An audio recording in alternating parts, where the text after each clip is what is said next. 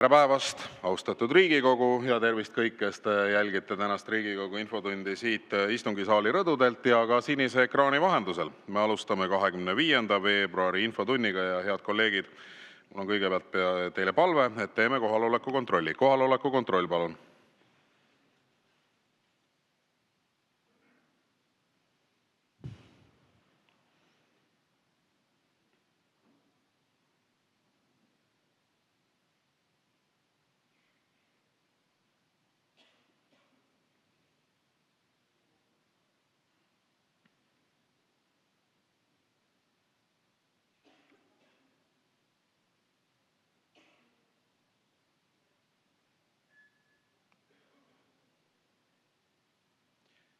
Ja kohale on end registreerinud 26 Riigikogu liiget, puudub 75. Tänases infotunnis osalevad järgmised Vabariigi Valitsuse liikmed: haridus- ja teadusminister Kristina Kallas peaministri ülesannetes, kaitseminister Hanno Pevkur ja siseminister Igor Taro. Ning meie infotunni reeglid on ikka täpselt samasugused nagu varasematel kordadel. Riigikogu liige võib registreeruda ainult ühe küsimuse esitamiseks. Küsimuse esitamiseks on aega 2 minutit, vastamiseks 3 minutit ja registreerunud Riigikogu liige saab siis esitada ühe täpsustava küsimuse ning lisaks selle konkreetse küsimuse raames saab üks Riigikogu liige võimaluse esitada ka lisaküsimuse. Ja kokku meil on 9 registreeritud küsimust, neist kõige esimene on haridus- ja teadusminister Kristina Kallasele peaministri ülesannetes. Küsib Riigikogu liige Aleksandr Tšaplõgin ja teemaks on elekter ja küttehinnad. Aleksandr Tšaplõgin, palun. Aitäh, lugupeetud minister. Kütte- ja elektriarvetega seotud olukord on väga raske. No kui te istuks Stenbocki majas, vaid suhtleksite inimestega, oleksite kursis. Mõned riigid aitavad sellises olukorras inimesi. Näiteks Itaalias eemaldati elektriarvetel CO2-maks. Leedus kompenseerib riik küttearveid, kui need ületavad 10% pere sissetulekust. Minu küsimus on väga lihtne. Miks te midagi ei tee? Ja mind paluti esitada teile veel üks küsimus.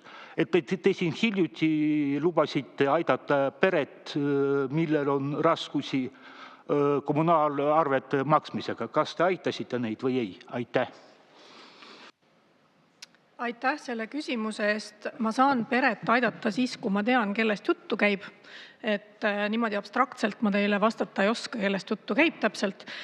Elektriarved on olnud siin juba pikemalt teema. Eestis on teadupärast toimetulekutoetuste süsteem, mis katab ära inimese elamiskulud juhul, kui muud kulud on muutunud, kui tal ei jää pärast teatud kohustuste tasumist enam elamiseks raha. Nii et toimetulekusüsteem toetab kõiki neid, kellel on raskusi elus kulude katmise toimetulekuga. Ja ennustame ette, et tõenäoliselt jaanuarikuu elektriarvetest tingituna need toimetulekusaajate hulk kindlasti kasvab ja sealt kaudu on võimalik inimestele kompenseerida olukordi.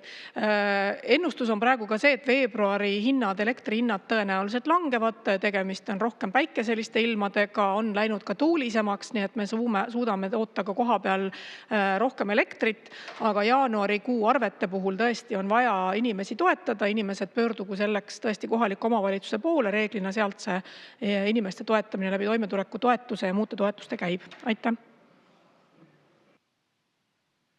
Suur tänu. Ja Aleksandr Tšaplõgin, teil on täpsustav küsimus, palun. Toimetuleku määr Eestis on 220 € kuus.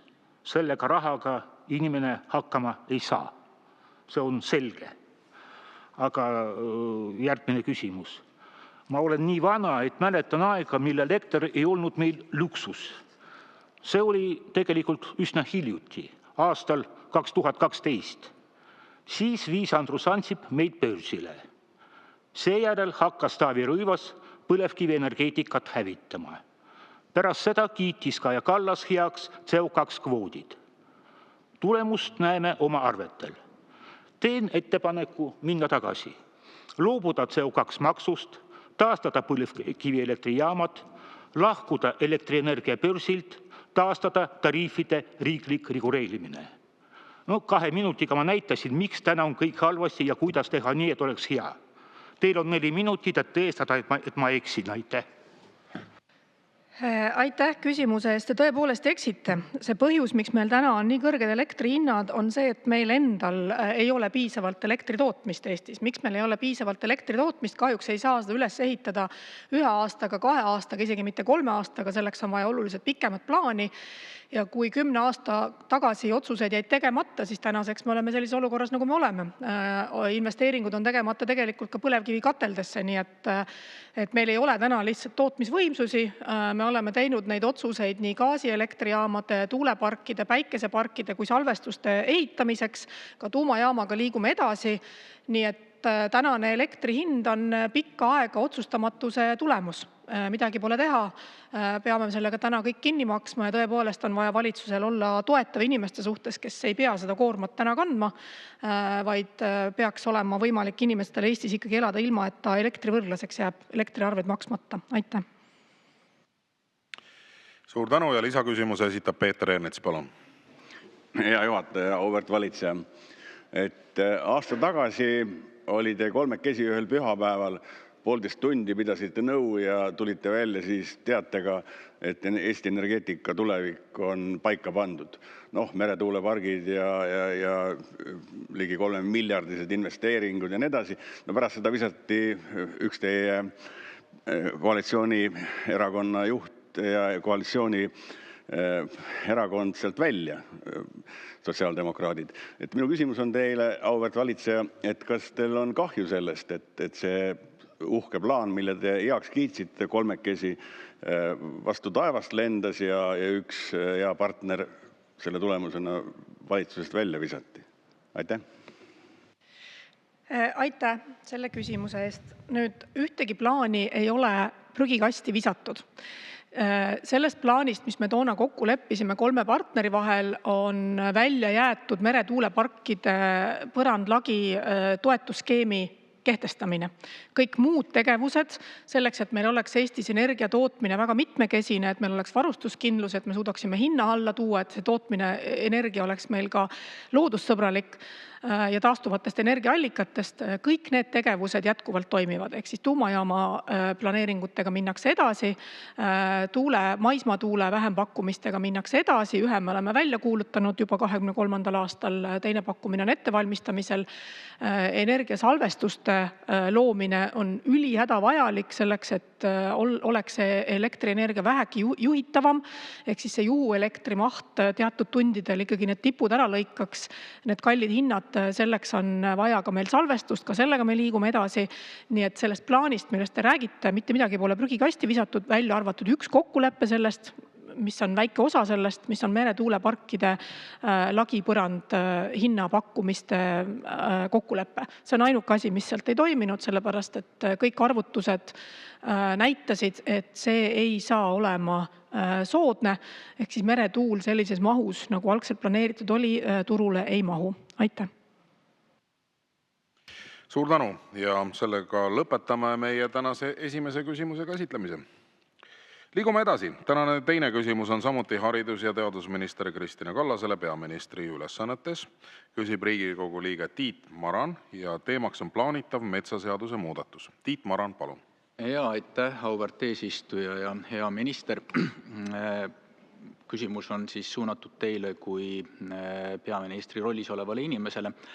Nagu teada, Kliimaministeerium on metsaseaduse muutmise seadusega päris kaugele jõudnud ja selle ideedega, mis sinna on sisse kirjutatud, on üsna palju seotud peaminister, endine kliimaminister ja Riigikantselei, arvestades, et Riigikantsler on endine Kliimaministeeriumi kantsler, aga tundub ka, et ettevõtjate nõukogu. Ja selles seaduseelnõus, mida ma olen uurinud, on nagu 3 põhilist valupunkti. Üks on see, et 70% Eesti metsadest plaanitakse muuta majandusmetsadeks. Teine punkt on see, et metsanduse arengukava koostamisest kiputakse loobuma. See on siis see dokument, mis võimaldaks tasakaalustatud strateegilist lähenemist metsadele üldse.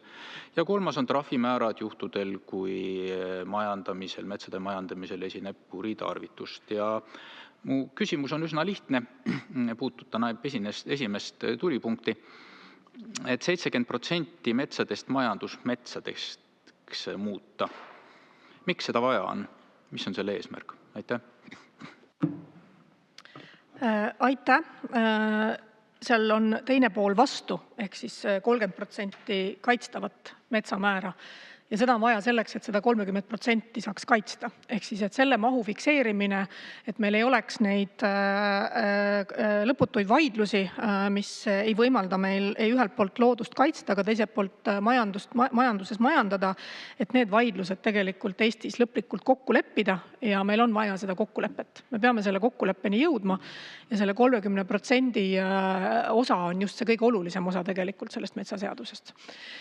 Nüüd, see mure, mis on seda metsapoliitika vaidlust pikka aega kaasas kandnud, on olnud seotud sellega, et Eestis on võrreldes väga paljude teiste riikidega väga palju kaitstavat metsa, mis on meie väärtus, mis on ka meie nii-öelda rahvana sõnastatud väärtus, mida me peame kaitsma, küll aga on need vaidlused selle üle, et kust läheb siis see kaitstuse piir, väga pikka aega metsandusvaldkonda ja ka majandust räsinud ja me võiksime täna ka selles metsandusseaduses selle vaidluse lõpuks kompromissina ka sõnastada, et kõikidel osapooltel oleks kindlus selle üle, et mets on kaitstud sellises ulatuses, nagu ta meil täna Eestis on, et me ei vähenda Eesti metsavarusid ja samal ajal ka see mets, mis vajab väärindamist, et ka see mets on kättesaadav ja et me ei vähendaks taaskord Eesti metsavarusid.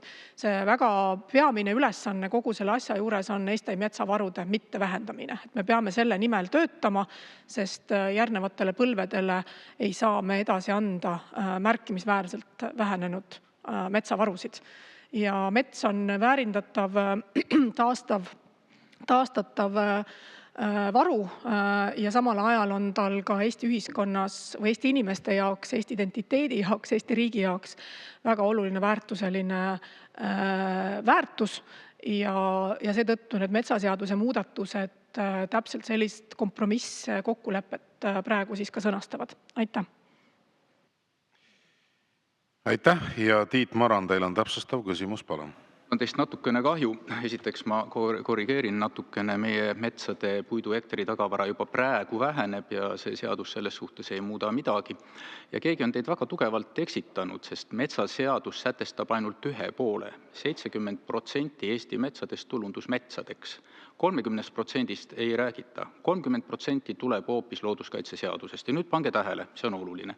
70% on võetud kogu Eesti metsamaast, mis on kogu Eesti territoorium. Aga 30% tuleb looduskaitseseadusest, mis puudutab kogu Eestimaad. Need protsendid on võetud erinevatest asjadest. See on umbes sama, kui rääkida, et saun, mis on 30-60-kraadine ja 40-kraadine viin, need sobivad omavahel hästi kokku lihtsalt sellepärast, et kokku tuleb 100%. Seetõttu nüüd uuesti see küsimus, aga natukene teisest vormist, et kuna 70% on välja toodud, peab majandusmetsaks minema, mis alusel see 70% on ikkagi kokku pandud? Et kas on olemas mingid uurimused, andmed või analüüsid, millest ta põhineb? Sest rõhutan, see on 2/3, enam kui 2/3 kogu Eesti metsadest ja kuhugi siin jääb vahele kõik see mets, mis peaks olema inimestel käimiseks ja toimetamiseks. Nii et mis alustel on paika pandud see 70%, aga mitte näiteks 60, 65 või 85%? Aitäh! Aitäh! Siiski täpsustan, et jah, metsaseadus reguleerib seda 70%, aga 30% on teadupärast meil selles looduskaitseseaduses. Nüüd 70% sees on ka omakorda piirangud.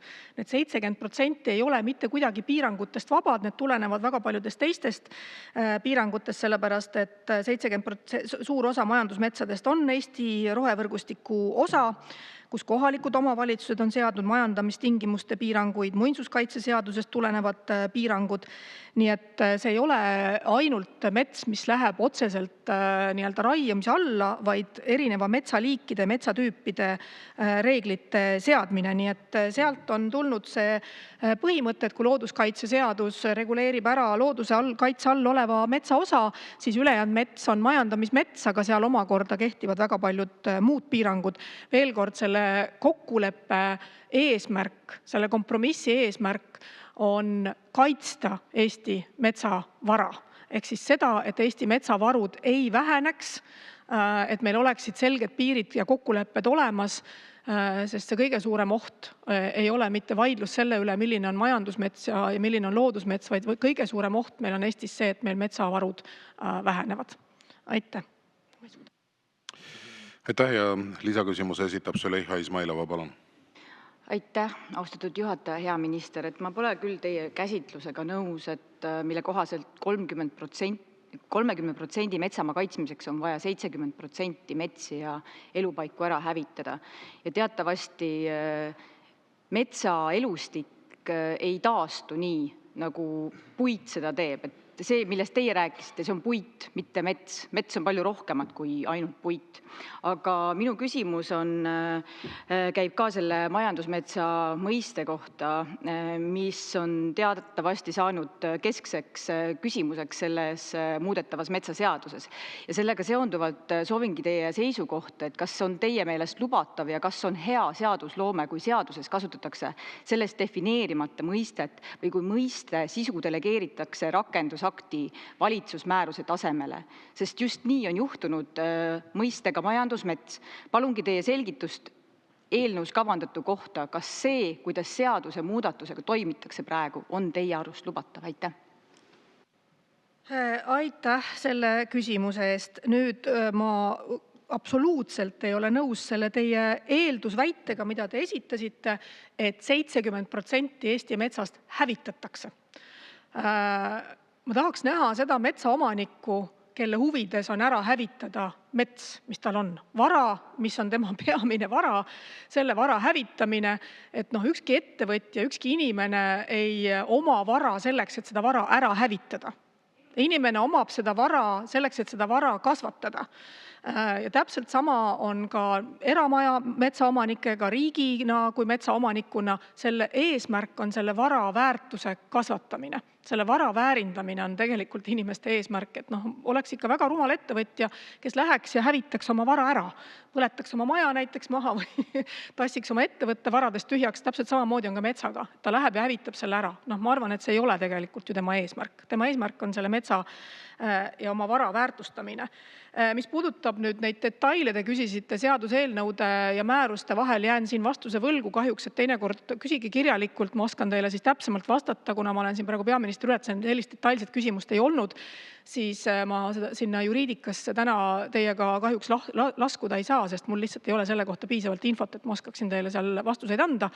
Aga veel kord, et selle seaduseelnõu ja seaduseelnõu muudatuste eesmärk on Eesti metsa tagavara säilitamine ja kasvatamine ja Eesti metsa väärindamine nii eraomanike poolt kui ka riigi poolt, selleks, et meil oleks seda metsa, mida me saaksime pärandada järgnevatele põlvkondadele. Aitäh!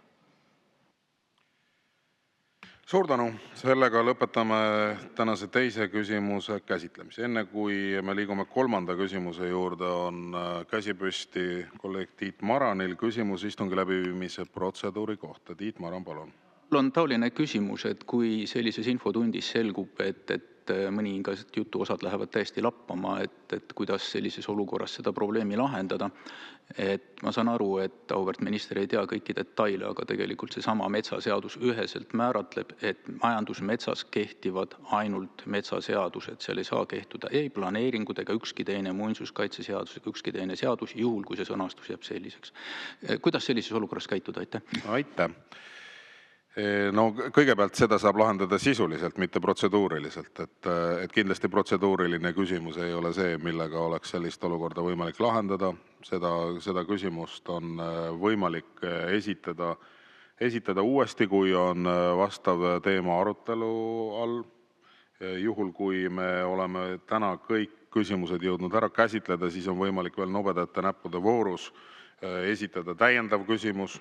Teil on võimalik esitada kirjalik küsimus Vabariigi Valitsuse liikmetele, teil on võimalik uuesti infotundi tagasi tulla nende küsimustega, teil on võimalik esitada arupärimine, nii et neid võimalusi Riigikogu liikmetel oma kontrollikohustust ellu viia on väga-väga palju.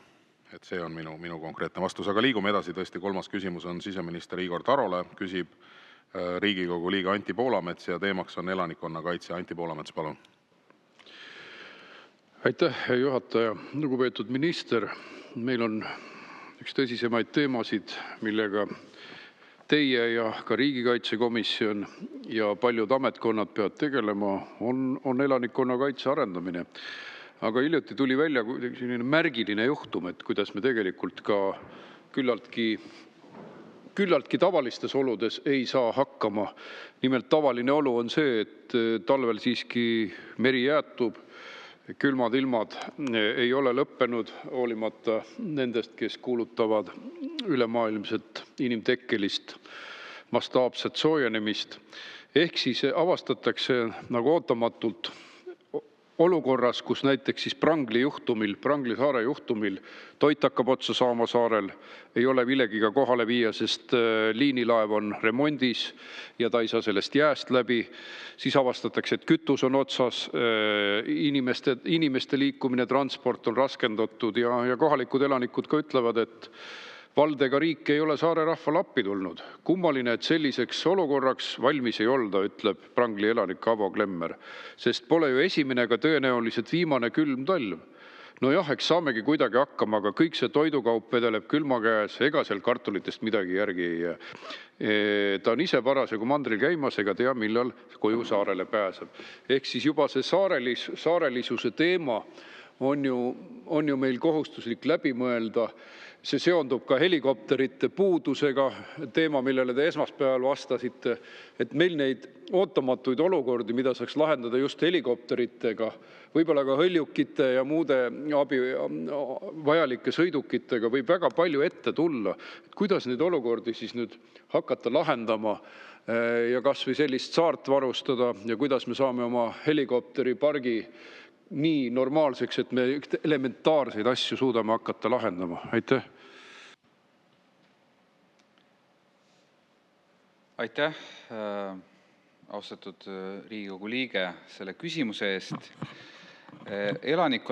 Mis elanikkonnakaitset puudutab, siis võib-olla üks väga oluline põhimõte on see, et näiteks nagu te välja tõite väga õigesti, saarelisuse selline olemus ei saa meile tulla üllatusena.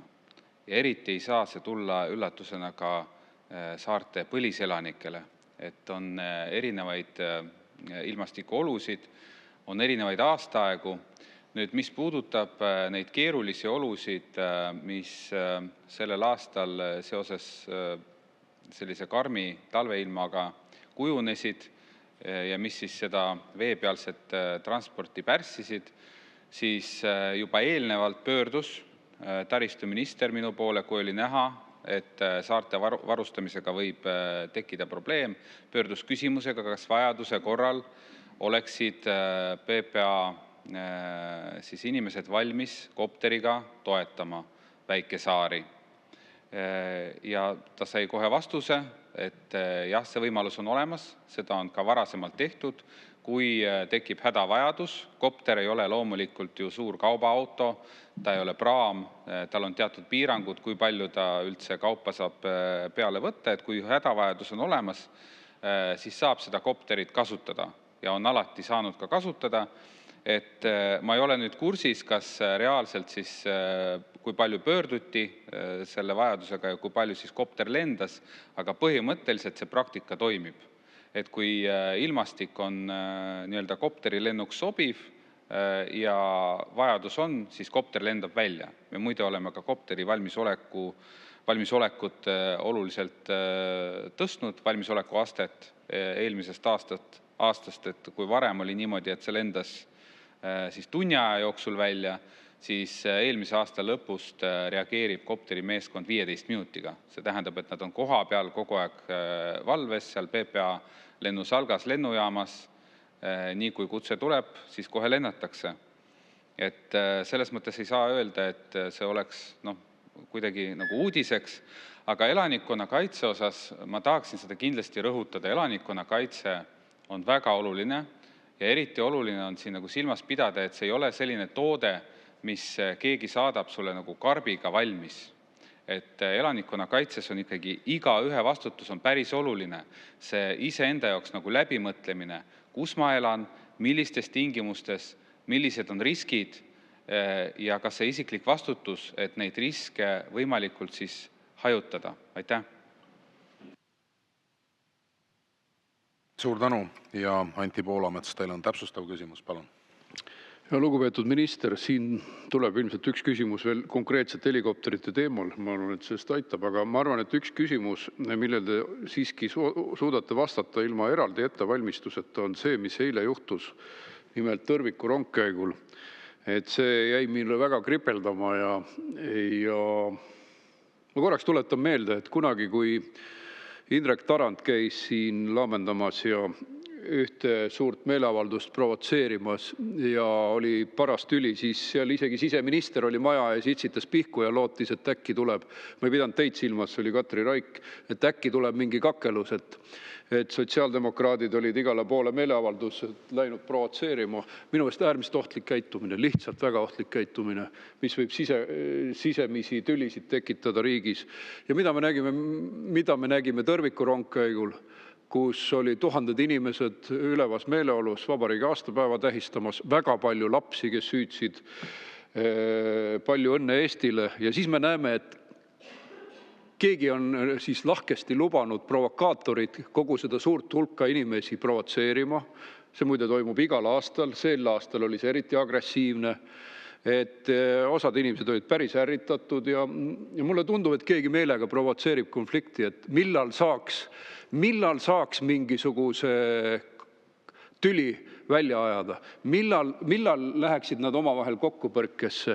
Ja sellepärast mul on tõsiselt mure, et kui ma mäletan, et Katri Raik oli itsitades seda sama provokatsiooni ise korraldamas, siis ma loodan, et teil on natuke kõrgemad moraalsed standardid ja võiksite selle peale mõelda, et meeleavalduste provotseerimine, kusjuures loosungitega, mis kuuluvad Vene FSB lemmiksõnavarasse, et natsid maha ja natsidele valu ja kus plakatid on kaasas, et jalgadega trambitakse pikali kukkunud inimese peale, et nendel nii-öelda vastu meeleavaldajatel. Et see on provokatsioon ja ma näeme, Prantsusmaal on asi jõudnud inimeste tapmiseni juba. Aitäh. Ja see võib vallandada meeleavaldused ja tohutud sisekonfliktid. Aitäh, härra minister, palun.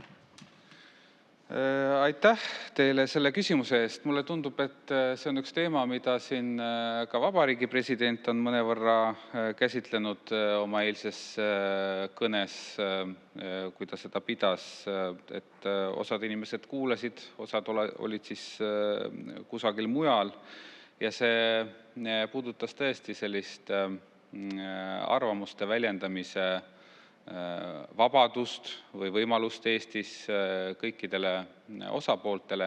Ma eeldan, et mõlema sündmuse puhul oli tegu siis kooskõlastatud avaliku üritusega, et avaliku ürituse korraldajatele kehtivad ka ühtsed reeglid ja kõik osapooled peaksid siis sellega arvestama. Et mina ise tähistasin eile ka vabariigi aastapäeva terve päeva läbi, alustasin hommikupoolikul, varahommikul Narvast, mis oli iseenesest väga huvitav kogemus. Mõelge siis selle koha peale, kus Narva on, kus algab meie Eesti, meie Euroopa, meie vabadus. Muide, seal ei tekkinud mingit tüli selle vabariigi aastapäeva tähistamise käigus. Oli väga palju inimesi Narva linnuses, õnnelikke inimesi sinimustvalgega lehvitasid, tundsid tõesti nagu rõõmu selle vabariigi aastapäeva puhul. Et sellest tulenevalt on tõesti kurb, kui tekib selline pinnas mingisuguse tüli nagu võrsumiseks. Et seda muide president siis eile ka oma kõnes käsitles, nagu ma juba mainisin, et kui ühelt poolt tuleb siis väga jõuline selline, ütleme, võib-olla mitte kõige korrektsem väljendus, väga terav, siis teine pool võib jääda vait. Mitte sellepärast, et seda teist arvamust ei ole, vaid sellepärast, et tunneb ennast ohustatuna. Et ma leian, et kõik osapooled peaksid siis olema võimelised oma seisukohti väljendama niimoodi, et see oleks üksteisest lugupidav ja kõiki nagu arvestav, et samamoodi nagu avalike ürituste puhul, et eks me oleme seda näinud erinevatelt pooltelt, provotseerivat käitumist, sõnumeid, mis lõhestavad ühiskonda, et see kindlasti ei tule ühiskonnale kasuks. Ma arvan, argumenteeritult võib arutada erinevate maailmavaateliste teemade üle, aga peaks siis jääma nendesse piiridesse, et kõik oleks turvaline ja keegi ei tunneks ennast ohustatuna, ja seda siis avalike ürituste kooskõlastamise reglement ka eeldab, et seda jälgitakse. Aitäh!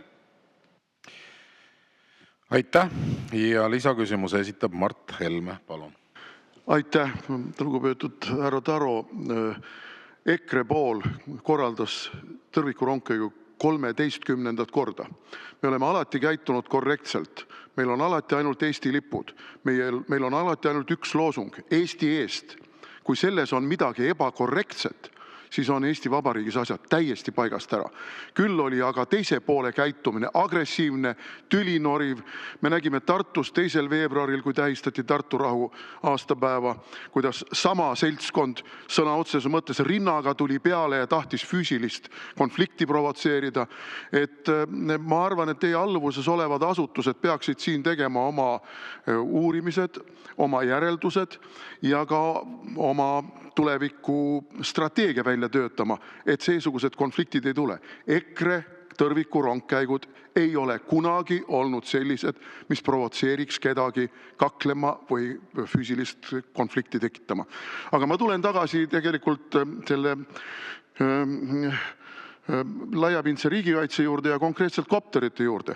Vaadake, kui rahuajal ei suudeta tagada Tallinna külje all olevale väikesele saarele, kus on 109 elanikku, kõike eluks tarvilikku. Samal ajal kiputakse meile tuumarelva tooma ja lubatakse Iisaku katedraal puruks pommitada. Siis missugusest riigikaitsest me saame rääkida? Meil on teine saar, Ruhnu, kus on kütuse 0 liitrit kütust. Riik ei suuda viia sinna kütust, et inimesed saaksid tankida oma autosid, traktoreid, mida iganes neil võib vaja minna, et teid lahti lükata, ma ei tea, mis vajadused neil täpselt seal on. Meil on Kihnu, mis on sisuliselt mandri külje all, kus inimesed on pidanud veetma päevi mandril, sest nad ei saa saarele tagasi. Kui mina olin minister, siis mul oli töögrupp, kes töötas välja kopterite muretsemise ja kopteri võimekuse tagamise ja laiendamise strateegiat. Paluge, et teie alluvus olevad ametnikud otsiksid need dokumendid üles. Need visati pärast prügikasti. Ma küsingi, missugune on praegu nüüd plaan, et meie kopteri võimekus tõsta sellele tasemele, et me suudaksime ka oma väikesaared tagada vajaduse korral kõige eluks tarvilikuga? Aitäh! Aitäh, härra minister, palun. Aitäh selle küsimuse eest. Siin on siis 2 poolt. Üks on see kopterite tagamise plaan ja teine pool on siis see saarelisus ja elanikkonna kaitse. Et alustan nagu sellest esimesest poolest. Tõepoolest, kopterite osas on meil olemas juba see võimelünkade analüüs, mis näitab seda, et 3 kopteriga kõikide ülesannete täitmine alati 24/7, 365 päeva aastas ei pruugi olla teoreetiliselt võimalik. Ka teoorias ei pruugi olla võimalik, sellepärast et meil on üks kopter siis tihtipeale väga pikas hoolduses Belgias tehases, teda ei ole üldse Eesti pinnal, siis teine kopter on sellises keskpikas hoolduses tihtipeale angaaris poolenisti lahti võetuna, ehk siis ta ei ole samamoodi kiiresti töökorda seatav.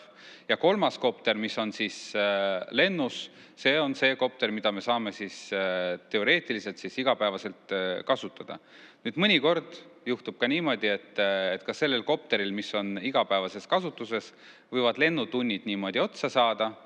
Näiteks on järjest mitu sündmust, kas otsingu või päästeoperatsiooni või mingi tagamisoperatsiooni, kus ta on lihtsalt nii pikalt kasutuses, et ta tuleb ööpäevaks kasutusest välja võtta ja siis teha talle selline ööpäevane hooldus ja kontroll. et me nendest ohutusnõuetest ei saa nagu kuidagi üle ega ümber. Ja nüüd me oleme analüüsi käigus aru saanud, et kui me tahaksime sellest üle saada, me oleks vaja siis mitte 3 kopterit, vaid 5 kopterit. Et iseenesest see plaan on olemas, et mitut kopterit meil tarvis on, mis see maksab.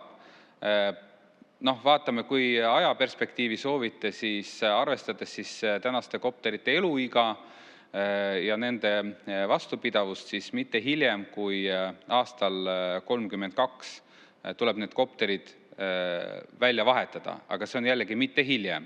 Et praktikas me siiski sooviksime seda teha esimesel võimalusel.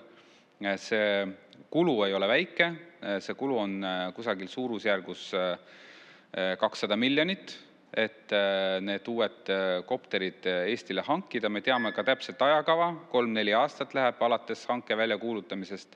Nii et järgmisena PPA uuendab oma lennuvahendite siis arendamise plaani, see juhtub lähiajal, kus siis saab sammult ära kirjeldatud, kuidas see kopterite uuendamine toimub ja põhiülesanne, mis tuleb valitsusel teha, tuleb siis need vahendid planeerida riigieelarve strateegiasse. See on kindlasti üks teema, millega ma sinna RES kõnelustele lähen. Prioriteedid sõltuvad olukorrast ja riigi võimalustest, aga valitsuskabinetis olen juba selle teema ära markeerinud. Aitäh! Suur tänu, sellega lõpetame tänase 3. küsimuse käsitlemise. Liigume edasi. Tänane 4. küsimus on samuti siseminister Igor Tarole. Küsib Riigikogu liige Lea Danilson-Järg ja teemaks on telefonipettused. Lea Danilson-Järg, palun. Aitäh, hea juhataja, lugupeetud minister. Teie vastutusvaldkonnas üks järjest süvenev probleem on telefonipettused ja üldse küberturvalisus laiemalt. Ja ka eelmisel nädalal meil oli siin Riigikogu saalis olulise küsimusena, riiklikult tähtsusega küsimusena arutelul siis just küberkuritegevus finantsvaldkonnas. Ma loodan, et te olete seda jälginud ja kuulanud ära siis need eksperdid, kes meil seal esinesid, pikaaegne Finantsinspektsiooni juhatuse liige, peajurist Siim Tammer ja ka Tartu Ülikooli õigusteaduskonnast oli Priit Pikamäe rääkimas, ja väga asjalikud kõned olid. Ja tõepoolest kõik need kõnelejad nimetasid seda olukorda pandeemiaks. Et tegelikult see on väga tõsine probleem ja mitte ainult Eestis, vaid ka üleüldiselt. Aga Eestis on siis eelmisel aastal, nagu te isegi ilmselt hästi teate, 30 miljonit siis läinud inimestelt röövitud siis küberkuritegevuse kaudu. Ja tahangi selle tõttu küsida, et kuidas teile tundub, et kas on teil mingisuguseid spetsiaalseid plaane, et kuidas siis nüüd sellises olukorras peaks politsei toimima, kas te olete ressursse sellesse valdkonda juurde suunanud, kas midagi on sellist, mida on veel puudu, mida te näete, et mida oleks vaja ära teha? Ja tegelikult mul on ka 2 väga praktilist küsimust, et sain ka hiljaaegu ise ka ühe sellise petukirja, kus oli palutud Smart-ID kasutamise jätkamiseks siis ennast identifitseerida ja kiri oli väga usutavalt vormistatud, et kuhu ma selliste asjade laekumise puhul peaksin kirjutama või kuhu see edasi saata, et politsei oleks teadlik ja saaks ka teisi teavitada sellest, et niisugused uued petuskeemid on ja saaksid selle tõttu ka siis ennast kaitsta ja hoiduda. Aitäh! Aitäh selle küsimuse eest. See on tõepoolest üks olulisemaid teemasid. See on üks fookusteemasid, millega mul tuleb sel aastal ja praegu tegeleda, sellepärast nagu te õigesti märkisite, pandeemia mõõtu on see tõesti võtnud, et üle-eelmise aastaga võrreldes eelmisel aastal siis juhtumite arv küll pisut nagu vähenes, aga summa praktiliselt 2-kordistus, mida Eesti inimesed kaotusid. Nii et see paneb meid tegutsema järjest rohkem. Nüüd kõigepealt see e-posti aadress, kuhu teavitada, kui ma ei eksi, siis kelmused@politsei.ee peaks olema.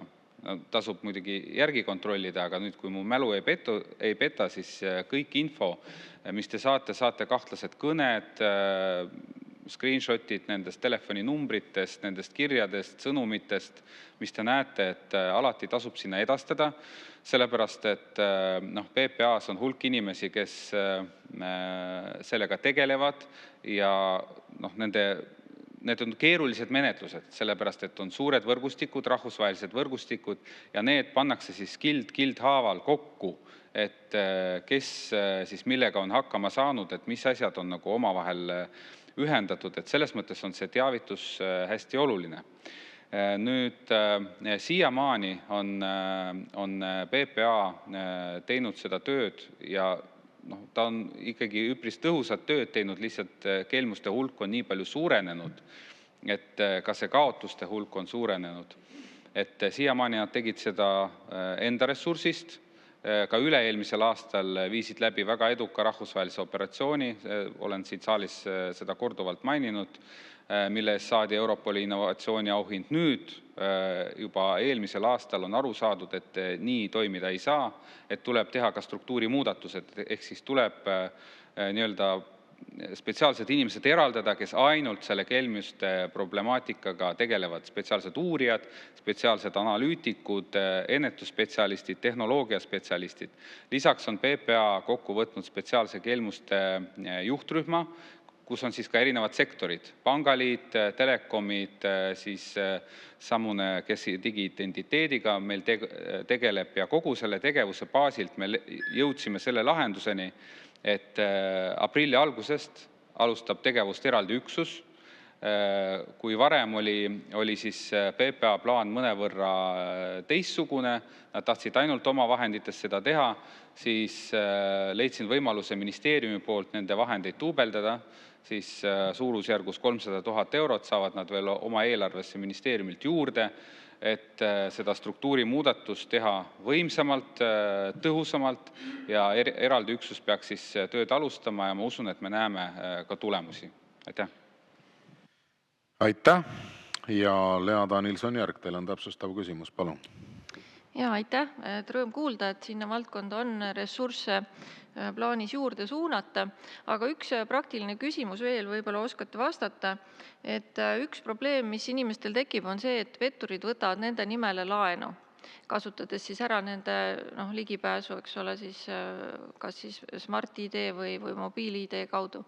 Et kui nüüd inimene pöördub niisuguse murega politsei poole, et milline on täna see seis, et mida politsei nagu soovitab nendel inimestel teha, et kas nad peaksid selle laenu ära maksma, siis mis nende nimele on võetud, või peaksid seda mitte tegema, et mis see politseipoolne tegevusjuhis täna sellistel juhtudel on? Aitäh! Aitäh! See on kogu selle temaatika päris selline oluline valdkond, et mis juhtub nende nii-öelda pettuslaenudega. Et kuigi justiitsvaldkond otseselt siis minu vastutusala ei ole, aga nii palju kui ma tean, siis Eestis on ka kohtunikud väljendanud seda arvamust, et pettusega võetud laenusid tagasi maksma ei peaks. Et eks siis tegelikult inimesel tuleb siis see nõue lihtsalt ilmselgelt vaidlustada. Et vaidlustada kõigepealt siis laenu andjaga, nii-öelda tema suunas, kui ta mingil põhjusel ei nõustu sellega, siis pöörduda kohtusse. Iseenesest kohtusse pöördumine ei ole Eestis kuigi keeruline, et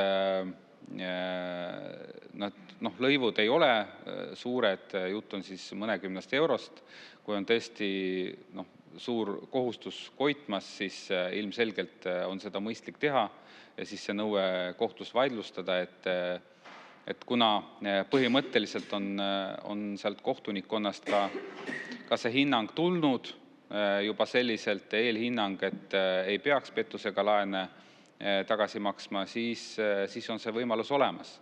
Et siin me peamegi nagu aru saama, et me võime siin nendes juhtrühmades ja ka selles ennetustöös, me püüame igati luua neid täiendavaid selliseid tehnilisi barjääre, et seda juhtuks.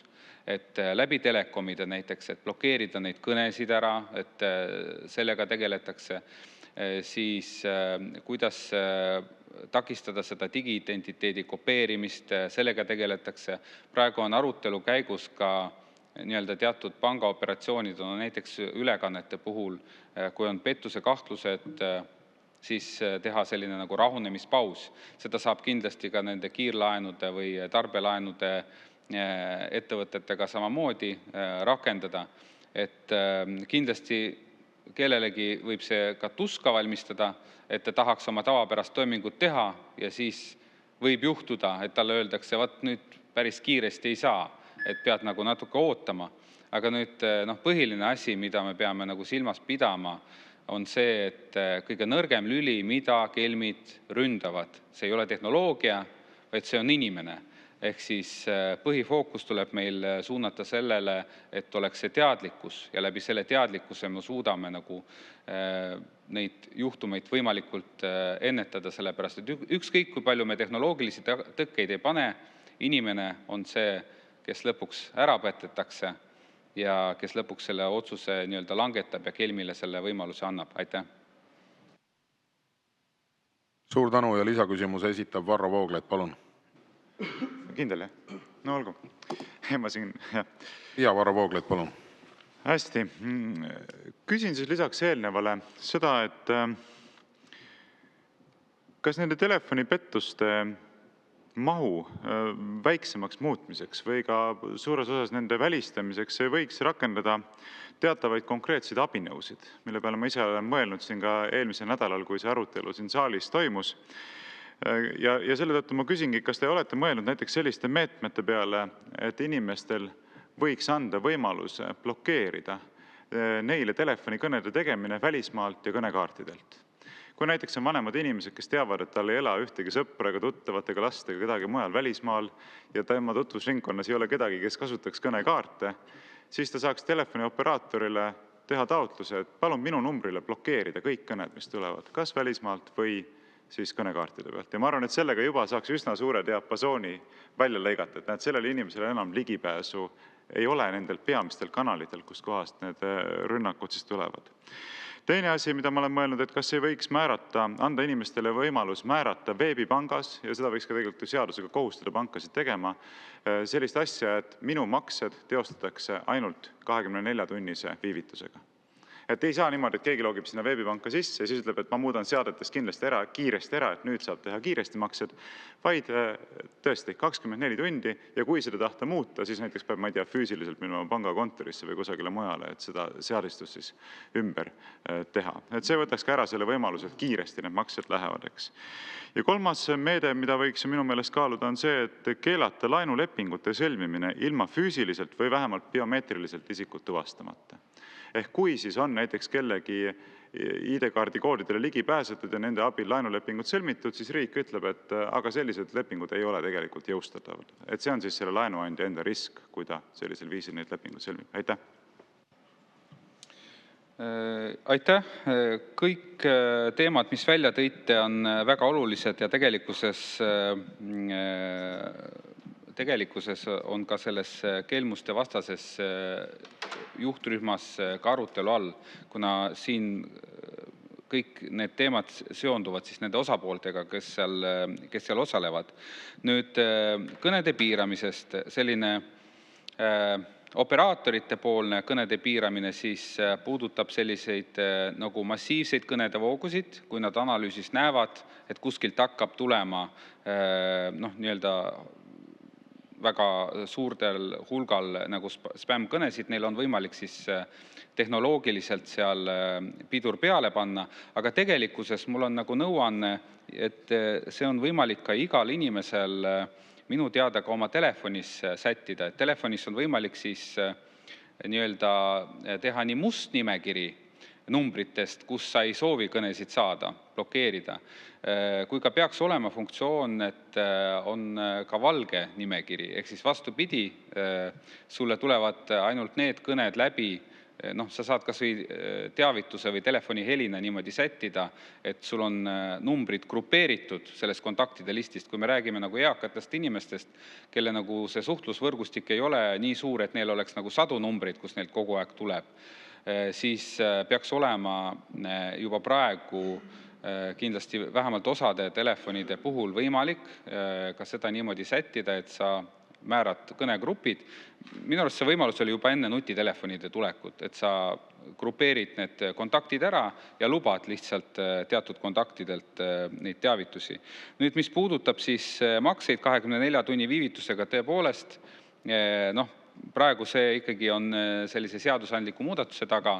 Hetkel on nii, et kui teller on pangas ja inimene tuleb ja tahab kõik oma raha petturitele üle kanda, teller saab isegi aru, et see on täielik jama, et see ei ole õige, et tal ei ole õiguslikku võimalust hetkel seda kuidagi takistada. Et sellega tegeleme, et see on igal juhul nagu mõistlik anda võimalus võib-olla tõesti endal kas sättida see rahunemispausi võimalus.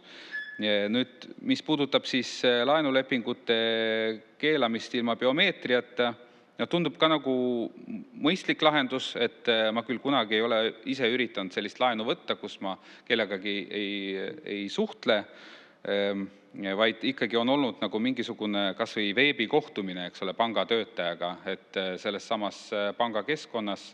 Ma arvan, et see on ka täiesti teostatav, küll aga siis me peame kõik ühiskonnana aru saama, et mõned võimalused, mis meil varem tulid nagu selle tehnoloogiaga teha asju hästi kiiresti ja selle välkmaksete ja välkoperatsioonide põhimõttel, ilmselt me mõnedest peame siis loobuma või natuke taganema teatud juhtudel. Aitäh! Aitäh! Ja sellega lõpetame tänase 4. küsimuse käsitlemise. Liigume edasi, tänane 5. küsimus. Ja see on haridus- ja teadusminister Kristina Kallasele peaministri ülesannetes. Küsib Riigikogu liige Madis Kallas ja teemaks on valitsuse plaan sotsiaalmeedia kahjulike mõjude leevendamisest lastele. Madis Kallas, palun. Aitäh! Lugupeetud Riigikogu esimees, head minister, hea haridus- ja teadusminister peaministri ülesannetes. Eelmisel kolmapäeval täpselt nädal aega tagasi toimus siin Riigikogu saalis väga tervitatav arutelu seoses sellega, mis puudutab sotsiaalmeedia kahjulikke mõjusid lastele.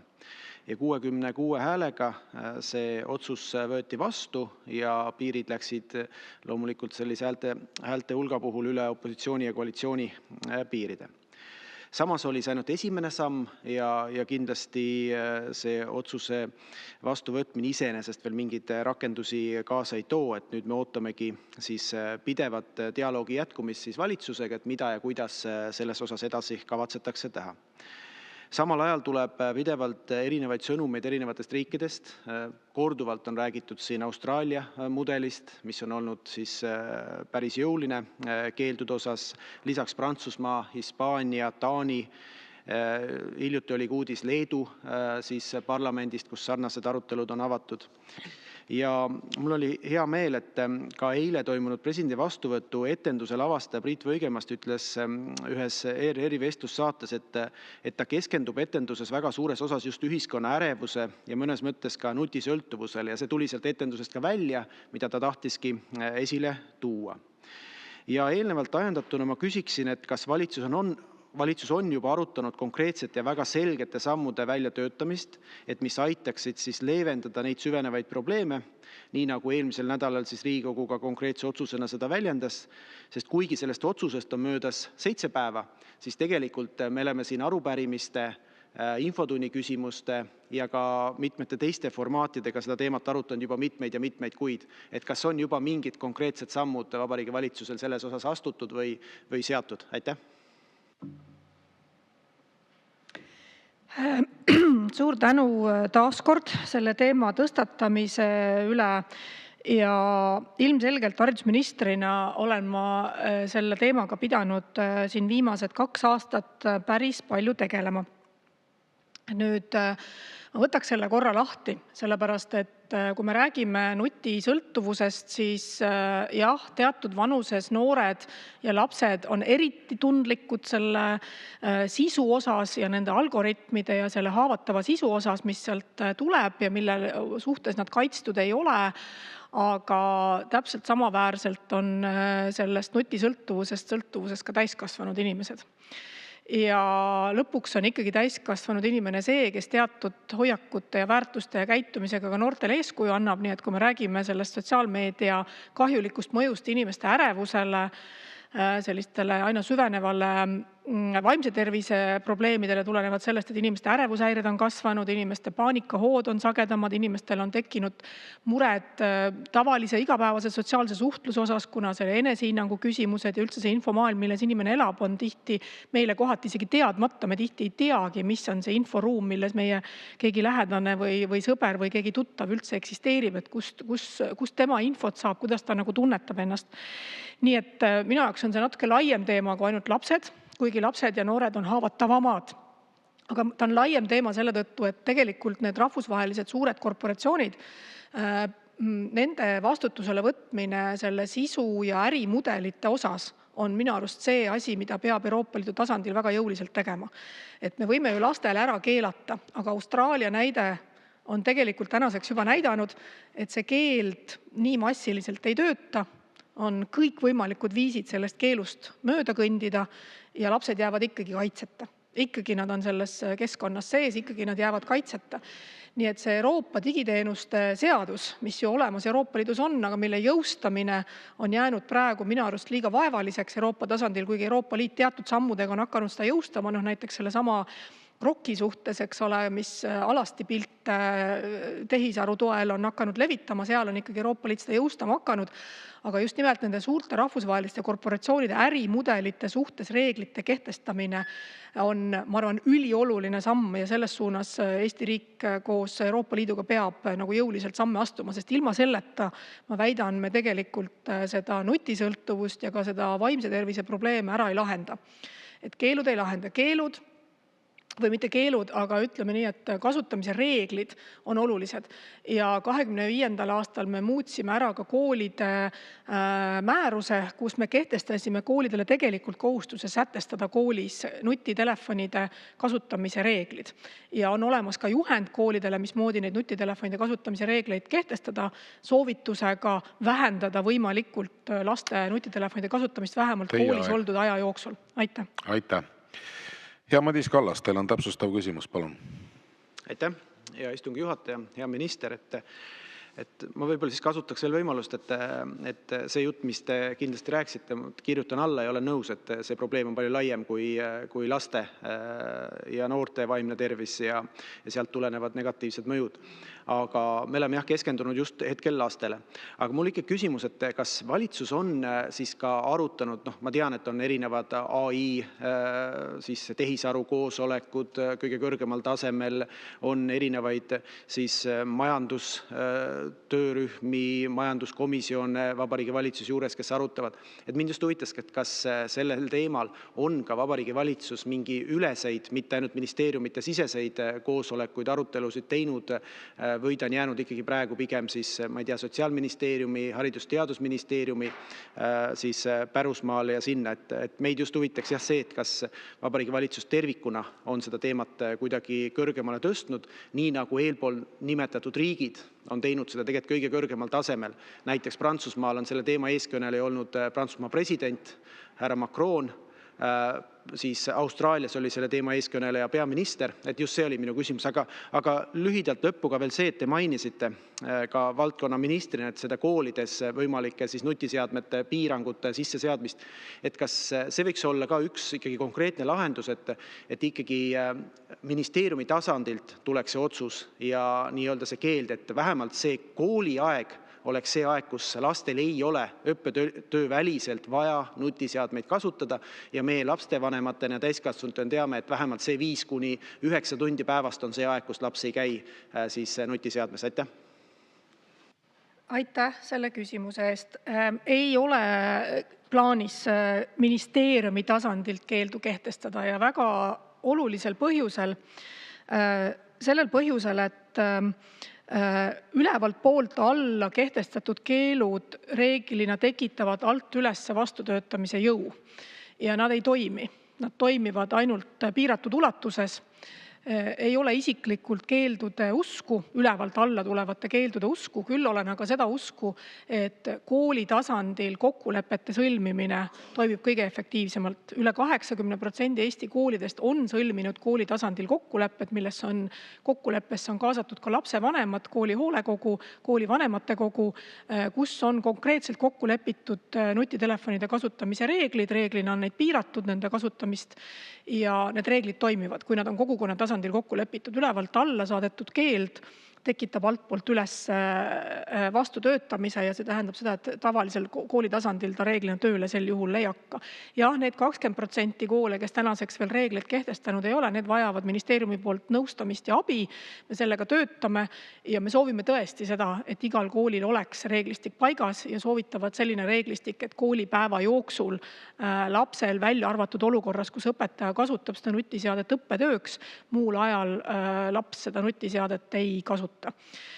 Mis puudutab valitsuse arutelusid, kabineti istungil me arutanud ei ole, aga on arutanud ministeeriumite üleselt erinevad nõukogud. Meil on olemas ennetusnõukogu, me oleme arutanud seda ka sotsiaalministriga koos vaimse tervise teemasid, kui me noorte vaimse tervise küsimusi arutasime. Jällegi me jõuame alati ühte kokkuleppesse, see on see, et keeld, lauskeeld, mida teised riigid on minu arvates kiirustades ja ilma tõenduspõhisuseta tegelikult kehtestanud ja me näeme täna, et ei toimi, sellepärast et noored ikkagi kasutavad sotsiaalmeediat, et keeld ei ole see, mis lahendaks ära meie vaimse tervise mured, mis meil lastega on, vaid just nimelt see, et me peaksime ühelt poolt koolikeskkonnas suutma seda reguleerida, teiselt poolt ikkagi nende suurte korporatsioonidega tegeleda. See on sarnane sellele, mis on televisiooni või muu sisu kättesaadavuses, et ikkagi sisu tootja ja sisu edastaja vastutab selle eest,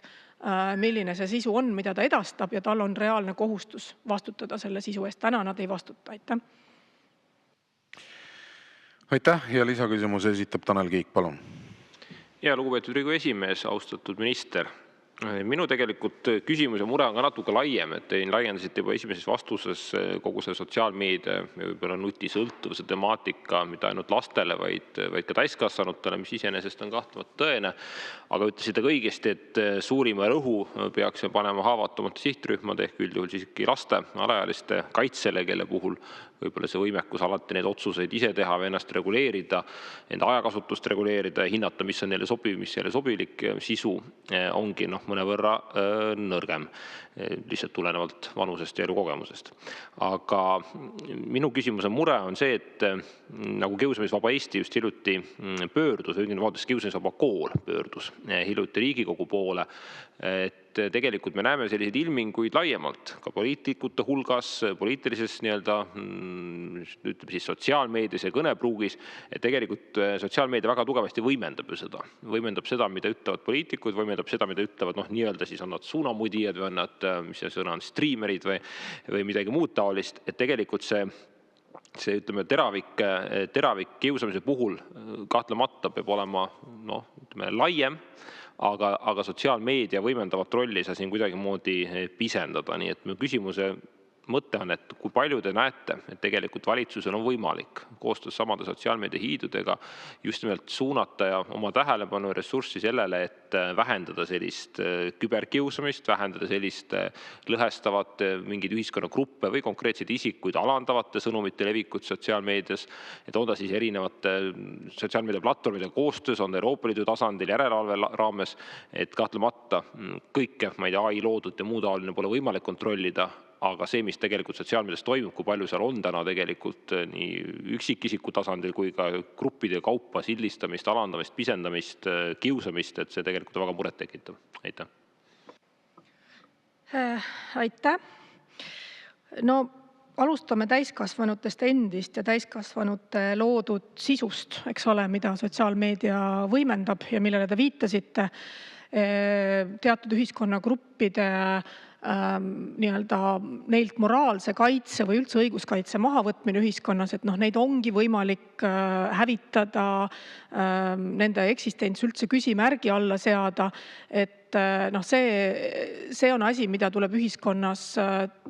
vastu tuleb ühiskonnas seista kõikide vahenditega, mitte ainult sotsiaalmeedia keeluga noortele, vaid sellega, et sellised hoiakud ja sellised väärtushinnangud üleüldiselt ei leviks. Paraku on nad siin viimasel kümnendil siiski aina hoogu juurde saanud ja ma olen väga nõus, et sotsiaalmeedias need võimenduvad, ehk siis ne jõuavad inimesteni kiiremini sellised hoiakud, kui nad oleks võib-olla jõudnud siin möödunud sajandil. Aga sotsiaalmeedia hiidude või nende suurkorporatsioonide vastutus sisu osas, mismoodi toimivad nende algoritmid, millist sisu kellelegi ette kantakse, kes üldse saab või millist sisu on võimalik levitada, et see vastutus ka Euroopa digituruteenuste seadusega ju kehtib neile. Lihtsalt täna on küsimus selle jõustamises Euroopa Komisjoni poolt, ehk siis, et Euroopa turul toimimiseks selle seaduse jõustamisel, Euroopa Komisjon astub täna praegu esimesi samme, aga ma arvan, et tuleb jõulisemalt lihtsalt toimetada. Iseenesest Euroopas on seadus olemas, mis nii algoritmide reeglite avalikustamine kui ka sisu levitamise vastutuse suurkorporatsioonidele paneb. Ja on esimesi loodetavasti ka juhtumeid, kus sadadesse miljonitesse, miljarditesse ulatuvad trahvid siiski korporatsioonidele kehtestatakse. Nüüd teine teema on kiusamine üldiselt, et jah, tänapäeva maailmas, tehnoloogia maailmas kiusamine ei ole ainult koolipäevas sees olev olukord, vaid see jõuab lapsega kaasa väga ka koju, et ta nagu ei saagi seda ruumi, kus ta saaks, olla kaitstud. Küber kaudu tuleb see kiusamine temaga kaasa. Ja üks asi on see sotsiaalkorporatsioonide teema, aga samas see küberkiusamine käib läbi suhtlusäppide, ehk siis läbi suhtlusgruppide, mis on ühelt poolt laste suhtlust võimestavad, teiselt poolt osadele lastele ikkagi väga hävitavad. Ja seal on hästi oluline, et lapsevanemad, aga ka kool ise oleksid ja teaksid ja märkaksid sellist olukorda, mis küberkeskkonnas laste kiusamisega nagu toimub, et see ei ole mingi eraldi maailm, see on ikkagi sama maailm, mis kiusamisvaba kool ja muud sekkumismehhanismid, millele nad tähelepanu pööravad, et laste käitumine kübermaailmas või küberruumis ja sotsiaalmeedia ruumis on see, mis on kasvatuse puhul täpselt sama oluline kui see, mis toimub füüsilises keskkonnas. Aitäh! Suur tänu. Sellega lõpetame tänase 5. küsimuse käsitlemise. Liigume edasi. Tänane 6. küsimus on kaitseminister Hanno Pevkurile. Küsib Riigikogu liige Varro Vooglaid ja teemaks on tuumarelvade Eestisse paigutamine. Varro Vooglaid, palun. Ja, suur tänu. Nagu küsimuse teemagi ütles, et hiljuti saime kuulda välisminister Margus Tsahkna esituses üsna sellist ehmatavat avaldust, et Eesti on valmis olema nõus siis ka sellega, et Eesti territooriumile paigutatakse liitlaste tuumarelvi. Selle taustaks peab muidugi meelde tuletama, et ka juba eelmise aasta juunikuus saime lugeda uudist, et Eesti on valmis võõrustama ka tuumarelvi kandvaid liitlaste lennukeid. Jutt käis siis brittide F-35A tüüpi hävitajatest, mis suudavad kanda nii tavarelvastust kui ka Ameerikast toodetud taktikalisi tuumapomme. Ja nüüd siis nädalapäevad tagasi välisministrilt juba eelnevalt osutatud avaldust, tsiteerin: tuumarelva siia meie territooriumile tuua, me ei ole sellele vastu. Meil ei ole sellist doktriini, kus me oleksime kuidagi välistanud, kui NATO peab vajalikuks vastavalt meie kaitseplaanidele paigutada ka näiteks meie territooriumile tuumarelva. Tsitaadi lõpp. Ja selle taustaks on teadmine, et veidi varem Deutsche Wellele antud intervjuus rääkis Tsahkna ju sellest, kuidas Eesti on siis valmis andma ka Venemaa sügavustest raketilööke. Sõnastuslikult ei saanudki täpselt aru, et kas siis, kui Venemaa juba tungib Eesti territooriumile, või tuli seda tõlgendada nii, et me ei oota, kuni Venemaa tungib Eesti territooriumile, seda oleks valmis tegema isegi ennetavalt. Nüüd kõike seda silmas pidades ma tahaksingi küsida, et kas tegemist oli välisministri soologa, tema isikliku mingisuguse mõttevälgatusega või on valitsuses reaalselt arutatud mõne teise riigi tuumarelvade Eestisse paigutamise valmidust. Kui on sellist küsimust arutatud ja kui on ka vastavaid otsuseid langetatud, siis millise riigi tuumarelvadest käib jutt ja kas on mõeldav, et selle valitsuse ametisse oleku ajal paigutatakse Eestisse mõne teise tuumariigi tuumarelvad, siis ilma, et seda küsimust oleks eelnevalt Riigikogus arutatud või koguni ilma, et sellest oleks üleüldse avalikkust eelnevalt teavitatud? Aitäh! Aitäh, hea küsija. Tuumaheidutus on väga oluline teema, mida ei saa käsitleda lihtsalt ühe sõnakõlksu või ühe tsitaadi raames. Tuumaheidutus on alati olnud NATO ühine positsiooni kujundamine. Loomulikult tuumariikidel on alati enda positsioon ka. Kui me räägime siis NATO liikmesriikidest, Ameerika Ühendriigid, Suurbritannia ja Prantsusmaa tuumariikidena suudavad loomulikult ja omavadki loomulikult oma positsioone. Aga kui me räägime liitlaste ühisest positsioonist, siis liitlaste ühine positsioon ja tuumaheidutus on midagi, mida planeeritakse NATO-s, siis seda nimetatakse NATO tuumaplaneerimisgrupiks ehk Nuclear Planning Group, ja seal loomulikult on kõik liitlased laua taga. Ja kui liitlased on laua taga, siis neid teemasid, kuidas tuumaheidutus parimal viisil toimiks, arutatakse. Ja on selge see, et osa tugevast tuumaheidutusest on ka ettearvamatus. Nii et kui te küsite, kui teie teine pool küsimusest oli see, et kas Eesti valitsus on seda arutanud, et kas paigutada Eestisse ja kui, siis millise riigi, siis sellele on vastus ei. Valitsus ei ole arutanud, et kas mõne riigi, konkreetse riigi tuumarelvastust võiks paigutada Eesti territooriumile. Kui küsida, kas Eesti ametkonnad ja valitsuse liikmed osalevad tuumaplaneerimisgrupis, siis loomulikult me osaleme ja seal on meil ka omad seisukohad. Need seisukohad loomulikult avalikkusega arutamisele ei kuulu, et need on riigisaladus ja sellest me kinni hoiame. Nii et üldiselt ei soovi mina olla välisministri suuvooder ja eks ta peab ikka ise ütlema, mida ta täpselt mõtles. Küll tean ma seda, et kui ta rääkis ka Venemaa sügavustesse löökide andmisest, siis see on midagi, mida ühe sõja planeerimises ja sõjaplaanide koostamises ju alati tuleb arvestada, et millised on sinu võimalused vastast mõjutada, millised on need võimalused nende võimalike stsenaariumite elluviimiseks ja loomulikult muidu me ei soetaks ka endale süvalöögivõimet. Meil ei ole mõtet soetada HIMARS-it erinevate moonadega ja meil ei ole mõtet soetada teisi relvasüsteeme, kui me ei oleks valmis vastase territooriumile lööke andma. Nii et seetõttu süvalöögivõime arendus on Eesti Kaitseväe üks olulisi prioriteete. Sellega me jätkame. Mis puudutab tuumaküsimusi ja tuumaheidutus, siis siinkohal ma soovitaks kõigil võtta rahulikumalt ja lasta liitlastega koos seda tööd teha meil NATO tuumaplaneerimise grupis. Aitäh! Aitäh ja Varro Vooglaid, teil on täpsustav küsimus, palun. Ja suur tänu. No seda on väga raske rahulikult võtta, sellepärast et need on nii kriitilised küsimused, millest võib väga vabalt sõltuda Eesti saatuseks. Et kui astutakse samme Eesti julgeoleku tagamiseks, millel on potentsiaal põhjustada ka väga suuri julgeolekuohte, siis nendele tulebki meil väga tõsist tähelepanu pöörata, muuhulgas opositsiooni liikmetena, et saada nendest küsimustest selgust. Ja te mainisite siin näiteks HIMARS raketisüsteemide soetamist, et millistel tingimustel on sellel üldse mõtet või mitte. Aga tõsiasi on ju see, et isegi HIMARS raketiheitja on suuteline kandma ka, või need raketid on suutelised kandma ka taktikalisi tuumaväid. See on ju avalik teave, see ei ole mingisugune saladus.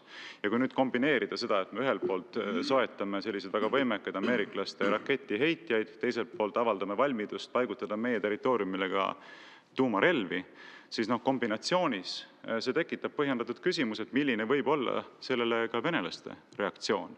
Et me saame väga hästi aru, et ameeriklased ei taluks seda mitte mingil tingimusel, et hiinlased, venelased paigutaksid oma tuumarelvad kas Kuubale või Mehhikosse või Kanadasse nende piiri taha, aga pole mitte mingisugust põhjust arvata, et venelased peaksid seda kuidagi rohkem taluma, kui ameeriklaste tuumarelvad näiteks paigutatakse nende piiri taha siia Eestisse.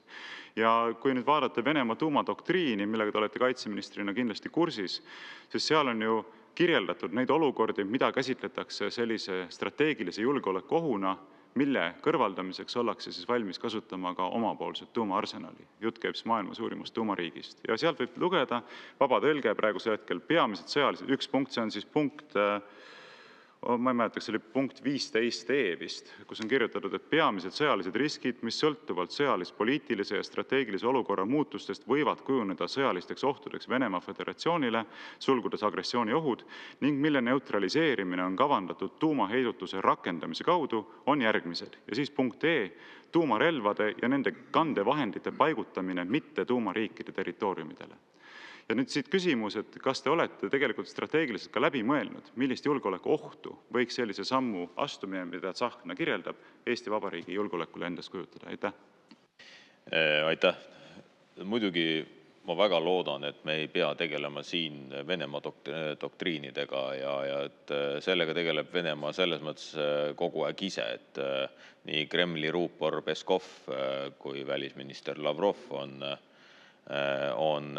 juba oma kommentaare meediale andnud, aga ma arvan, et ei peaks küll parlamendi liikmed kuidagi Peskovi ja Lavrovi sõnumeid võimendama. Mis puudutab pikamaa tuld ja pikamaa võimet, siis nagu ma ütlesin, on meie enda riigikaitse huvides, et Eestil oleks süvalöögivõime ja me soetame neid süvalöögivõimeid erinevaid. Lisaks HIMARSile oleme sõlminud lepingu ka Janmude soetamiseks Hanwha korporatsioonilt. Me oleme arendamas koos Eesti kaitsetööstusega oma tiibraketi-võimekust, nii et selles mõttes neid sõjalisi võimeid, millega mõjutada vastase territooriumil, me arendame tulenevalt oma kaitseplaanidest, mitte sellest, mida Venemaa meist arvab või ei arva. Ja see, kui Venemaa soovib kedagi NATO liitlastest rünnata, siis see ettekääne, uskuge mind, ei oma mitte mingit tähtsust.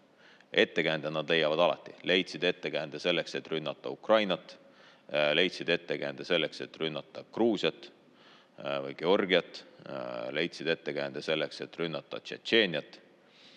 Nii et selles ei ole Venemaal küll kunagi olnud takistust, kui ta soovib rünnata või kui ta on võtnud pähe, et rünnata mõnda naabrit. See, kas selleks on ettekääne, et HIMARS ja HIMARSi raketid suudavad kanda ka tuumalõhkepead või selleks on ettekääne, et Eestil on oma tiibrakett või selleks on ettekääne, et siin on näiteks liitlaste õhuturbemissioonid, mida on läbi viinud ka F-35 hävitajad. Et siis selleks ei ole Venemaale küll ühtegi ettekäänd, ärme loome endale illusioone, et see on kuidagi mingisugune argument, millest Venemaa nagu lähtub. Et Venemaad on meil vaja heidutada ja see heidutus saab olla usutav ainult siis, kui see on kaetud tugevate sõjaliste võimetega ja nende tugevate sõjaliste võimete arendamiseks on meil enda tegevused pluss liitlaste tegevused. Nii et keskendume sellele, mida me ise teeme, selleks, et Eesti riiki hoida vabana, selleks, et Eesti rahvas oleks vaba. Ja see, mida teeb Venemaa, seda me loomulikult seda infot kogume, seda infot, mida te ka lugesite, loomulikult me teame, aga see ei tähenda seda, et me oma kaitsetegevuses peame lähtuma sellest, et me ei tohi midagi osta sellepärast, et see äkki Venemaale ei meeldi. Me teeme oma heidutust vastavalt sellele, mida meie peame õigeks koos oma liitlastega. Aitäh! Ja lisaküsimuse esitab Mart Helme, palun. Aitäh! No tuleb välja, et me lihtsalt ignoreerime Vene tuumadoktriini ja Venemaa on tähtsusetu arvamuse avaldaja. See on ju naeruväärne seisukoht. Me ignoreerime Venemaa ohtu meile, see nagu meile ei lähe korda. Ja oleme valmis omalt poolt nii-öelda enda kaitsmiseks ründama Venemaad. No kuulge, need asjad ei ole loogiliselt kooskõlas. Ja minu küsimus on ikkagi enam-vähem sama, mis oli Varro Vooglaiul. Millal kavatsetakse seda teemat arutada Eesti rahvaga ja konkreetselt Eesti rahva esindusega ehk Riigikoguga? Eesti on põhiseaduse kohaselt kõrgema võimu kandja on meil rahvas. Me kuuleme teie suust, et meil on NATO tuumaplaneerimiskomisjon või komitee, mis otsustab just nagu Eesti rahva eest ära. Kas siia tuleb tuumarelv või siia ei tule tuumarelva. Teie olete nagu mingid mõisnikud, mis ütlevad siis, et jaa, me teeme selle asja ära. Üks mõisnik meil praegu Kiievis andis 11 miljonit jälle Ukrainale, ilma et Eesti rahval oleks poolt Sõnaõigustki olnud, meil inimesed külmuvad surnuks, saari ei suudeta varustada toidu ja kütusega, aga me vasaku käega viskame kuskile kaardilauas nagu mingisuguse uue panuse käiku. Et minu küsimus on, et ei ole nii, et tuumaplaneerimiskomisjon või komitee, vabandust, otsustab Eesti rahva eest, mis on Eesti rahvale hea ja kuidas Eesti rahvast kaitstakse. Seda otsustab Eesti rahvas. Ja teie kohustus on tuua see Eesti rahva ette aruteluks ja hinnangu andmiseks ja otsuse langetamiseks. Ärge mängige bossi seal loožis. Te ei ole boss, te olete rahva teener. Ja tulla siia rääkima meile, kuidas me peame valmistuma, muidugi peame. Aga me valmistume väga halvasti. 5 aastat juba kulutate tohutut raha, aga võimekused on kasvanud ebaproportsionaalselt aeglaselt. Nii et minu küsimus on, millal te toote Eesti rahva ette konkreetselt Riigikogu saali kaudu tuumaplaneerimiskomitee arutelud selles tähenduses, mis ootab ees Eesti rahvast seoses sellega, mida planeerib tuumaplaneerimiskomitee oma aruteludes Eesti Vabariigi valitsusega. Ei ole nii, et Eesti Vabariigi valitsus otsustab Eesti rahva eest. Ja palun vastake mulle, kas te saate mu mõttekäigust aru ja kas te olete nõus sellega, et kõrgema võimu kandja on Eestis rahvas, mitte Hanno Pevkur, Kristen Michal või keegi kolmas. Jah, minu aeg on läbi. Nii, aitäh. Ja härra minister, palun. Tänan. Põhiseadus on nii sätestanud, et kõrgema võimu kandja on rahvas. Sellest tuleb loomulikult lähtuda. Põhiseadus küll ei ole sätestanud, et kõrgema võimu esindajana rahva väljendus on Mart Helme. Kui Mart Helme saab mandaadi rahvalt siia saali valituks, nagu ka mina olen saanud mandaadi siia saali valituks, ja kui moodustatakse koalitsioon, siis esindusdemokraatia põhimõte on ka see, et täitevvõimu teostab valitsus, seadusandliku võimu parlament. Ühel päeval olete teie siin loožis, olete ka olnud, teisel päeval olen mina, 3. päeval keegi kolmas, 4. päeval 4. See ongi demokraatia võlu ja valu. Vahest ei ole ka kindlasti teie valijad rahul sellega, mida valitsus teeb. Vahest ei ole meie valijad rahul, mida teie teete. See ongi demokraatia. Sellega tuleb arvestada. Nüüd, kui te räägite sellest, et meie ründame Venemaad, kuulge, mis Kremli juttu te siin jälle hakkate ajama, et me hakkate hirmutama mingi Venemaa, et äkki see heiduta või äkki see on hirmus jutt Venemaale, et Eesti ründab. Kui esiteks on NATO kaitseallianss ja kui Venemaa peaks ründama Eestit, mis te arvate, et me jääme passima sinna? Loomulikult me lööme vastu.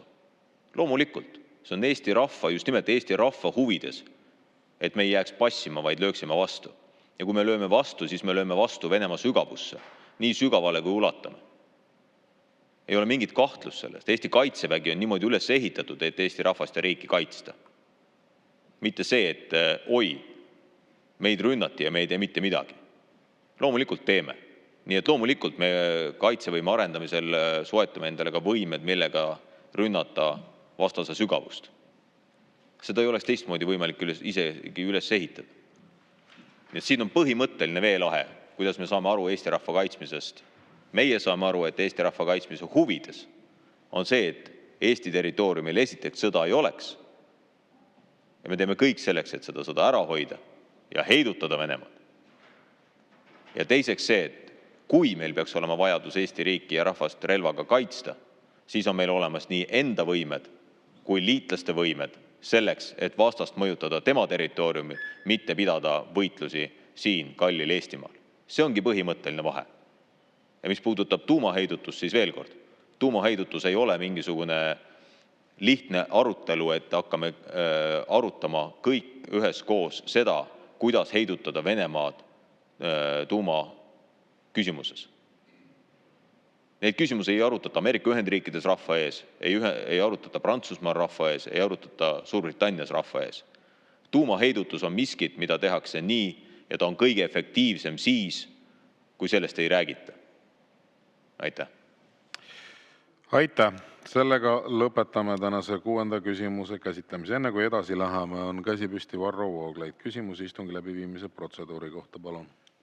Ja suur tänu teile protseduurilist võimaldamast. No ma lihtsalt ütlen, et ilma pikemalt aega raiskamata, et tegelikult ma arvan, et see on selline koht, kus istungi juhataja võiks korrigeerida. Et kui minister ütleb, et meie suur erinevus ongi see, et meie arvame erinevalt teist, eks ole, et kui Venemaa Eestit ründab, siis Eesti ei peaks ennast kaitseväega kaitsma. No see ei ole ausameelne. See lihtsalt ei ole ausameelne. Sellist seisukohta pole mitte keegi väljendanud ja me kindlasti sellisel viisil ei arva. Et ärge selliseks farsiks seda arutelu pöörake.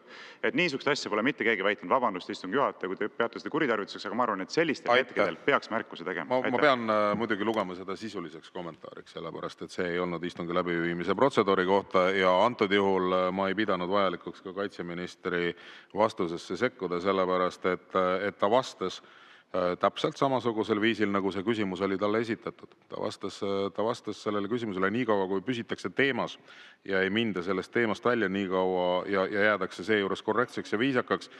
Nii kaua ka ei sekku istungi juhataja. Aitäh, head kolleegid, et me liigume edasi. Tänane 7. küsimus on haridus- ja teadusminister Kristina Kallasele peaministri ülesannetes. Küsib Riigikogu liige Aivar Kokk ja teemaks on raudteetaristu. Aivar Kokk, palun. Aitäh, austatud haridus- ja teadusminister peaministri kohustustes. Mu küsimus on Rail Baltica trassi ehitusest ja selle maksumusest. 19. juulil 2017 ratifitseeriti see eelnõu siin Riigikogu saalis. Ma pean kohe mainima, et ma ise seda ratifitseerimist viisin läbi majanduskomisjoni esimehena ja ma hääletasin selle vastu. Ja hääletasin vastu ka põhjendusega, et see number, mis seal oli tol hetkel kirjas, et selle maksumus on kusagilt natuke üle 700 miljoni, see tegelikult kasvab kordades. Ja tänasel hetkel on selge, et kui soov ehitada see trass nii, nagu algselt planeeriti, 2 rööpapaariga, siis võib juba 7 miljardi juurde minna Eesti poolse ehituse maksumus. Ja mul on teile küsimus, et me teame täna väga selgelt, et Läti pool on ausalt öelnud, et vähemalt enne 2035. aastat ei saa valmis nende poolt Riiast Eesti piiri poole ehitatav raudtee.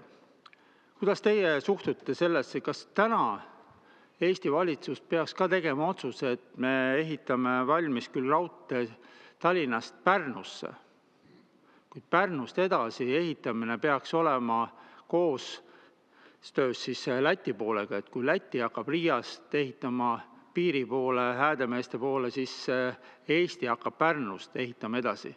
Või teie arvate, et me võiks piiri peal ära teha, et siis oleks lihtne seal piiri peal käia rongiga ja siis teistpidi tagasi sõita. Et hetkel me teame, et riigieelarve ei ole kummist, raha piisavalt ei ole, kuigi te olete ühes vastuses öelnud, et seda on nagu rohkem kui vaja. Kuidas te täna siis arvate, et kas see arutelu üldse valitsuses on olnud, et hetkel ikkagi selgelt valmis ehitada Pärnu-Tallinn trass ja edasi ehitama hakata siis, kui Läti on ka otsustanud, et nemad ehitavad Riiast Eesti poole. Mitte see, et me jätaks trassi kuskil piiri peal, peaks tegema ühe muldvalli, et kust rong enam edasi ei saa minna, sest teisel pool ei ole raudteed. Aitäh! Ja aitäh, lugupeetud küsija. Erinevalt teist ei ole minul informatsiooni, mis kindlalt väidaks, et Läti pool on kuskil kindlalt öelnud, et nende poolne trass aastaks 2030 või 35 valmis ei saa. Läti valitsus on meile korduvalt ametlikult kinnitanud, et nad teevad kõik endast sõltuva selleks, et see trass ka Läti poolelt valmis saaks. Aga ma kasutaks seda võimalust arutada natuke laiemalt. Ma kuulasin eile vabariigi aastapäeval ühte intervjuud Saksa endise liidukantsleri Olaf Scholziga, kes ütles, et teate, mis Euroopa majanduse üks suurimatest probleemidest ja tema kui juuraharidusega inimene tunnistas ausalt, et selle taga on lõputud juriidilised vaidlused kõikide suuremate taristuehitusprojektidega, et kui Hiina ja teised kiiresti arenevad riigid ehitavad pikki trasse, kiireid raudteid ja suuri taristuid 5 aastaga, 6 aastaga, siis meie suudame 10 aastaga ehitada 20 kilomeetrit ühte raudteed. Sellepärast, et me vaidleme juristidega, inimesed omavahel. Ja meie võimekus tegelikult oma heaolu kasvatada on selle taha kinni jäänud. Kõik meie projektid, mitte ainult Eesti projektid, vaid ka maailma tasemel, Euroopas tasemel projektid on jube aeglased ja põlvkondade kaupa ehitatakse raudteetrasse, kilomeetri kaupa ehitatakse teid, ehitatakse hooneid, renoveeritakse koolimaa ju väga aeglaselt. Nii et praegune valitsus, meie valitsus töötab selle nimel, et Rail Baltic saaks aastaks 2030 valmis kogu trassi ulatuses. Me oleme valitsusena ka teinud selle kohta riigieelarvelisi otsuseid, pannud sinna, investeerinud sinna raha ja Läti valitsusega väga intensiivselt töötanud, et see trass ka Läti poolelt valmis saaks. Ja see on absoluutne eesmärk, sest Rail Baltic ei ole ainult majandustaristu, see on ka Eesti julgeolekutaristu. Euroopaga seotud taristu, nii et töötame selle nimel tegelikult väga prioriteetselt, et see taristu valmis saaks. Ja mul ei ole mitte mingisugust alust praegu väita või kinnitada teie väidet, et see Rail Balticu trass Läti poolt valmis ei saa. Aitäh! Suur tänu ja Aivar Kokk, teil on täpsustav küsimus, palun. Ja aitäh! Mul on muidugi väga kurb, et ei tea, et isegi Läti ametnikud on käinud siin Riigikogus alles mõnda aega tagasi ja selgelt väljendanud, et 2030. aastaks ei saa mitte kuidagi Riiast Eesti poole trass valmis. Et parimal juhul nad pakuvad selle 2035. Aga ma küsin teise küsimuse, et 2024. aasta sügiseks pidi olema valmis Tallinn-Tartu raudtee elektrifitseerimine ja seoses sellega ka on tellitud rongid. Täna on 2026. aasta ja me päris kindlad ei ole sellest, kas selle aasta lõpuks saab valmis või mitte, sest korduvalt ka eelmine aasta lubati kõigepealt septembriks ja siis detsembriks see raudtee valmis. Kellegi süü tõttu on 2 aastat raudtee ehitus lükkunud edasi. Mina olen ettevõtja ja mul on ka ehitusettevõte ja kui mul oleks selline lepingus selline asi, et ma ehitan tunduvalt kauem, siis on seal leppetrahvid. Mina ei ole siiamaani vähemalt kuulnud ega näinud, et oleks kellegi käest küsitud leppetrahvi. Selle asemel tegelikkuses riigieelarvest me toetame Eesti Raudteed ja Elroni lihtsalt põhjusel, et seal raudtee peal inimesed ei taha väga sõita, kui vahepeal peab bussiga sõitma. Kas te oskate öelda, kas valitsuses on kordagi arutatud seda teemat, et miks ja kelle süül ei ole lepingut täidetud ja see leping on veninud tänase seisuga praktiliselt 2 aastat juba? Aitäh! Ja aitäh selle küsimuse eest. Väga hea, on küll arutatud ja korduvalt on arutatud ja annan siis seda informatsiooni, mis on ka minule juba teada olnud. Et raudtee on Tallinnast Tartuni elektrifitseeritud. Raudtee ehitus on valmis.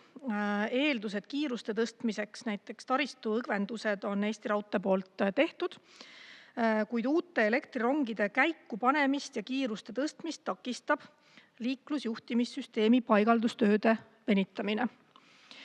Ja liiklusjuhtimissüsteemi töid teostab Eesti Raudteega sõlmitud hankelepingu alusel Siemens.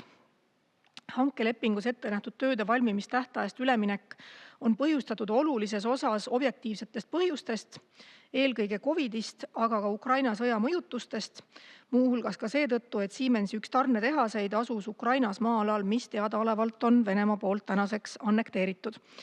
Eesti Raudtee ja Siemens lepivad märtsi alguseks kokku lõplikult realistlikud ajakahaustatud tähtajaga tegevused teekaardil ja tänases teadmises saab uus liiklusjuhtimissüsteem Tartuni, sealhulgas ka Jõgeva osas paigaldatud hiljemalt selle aasta 4.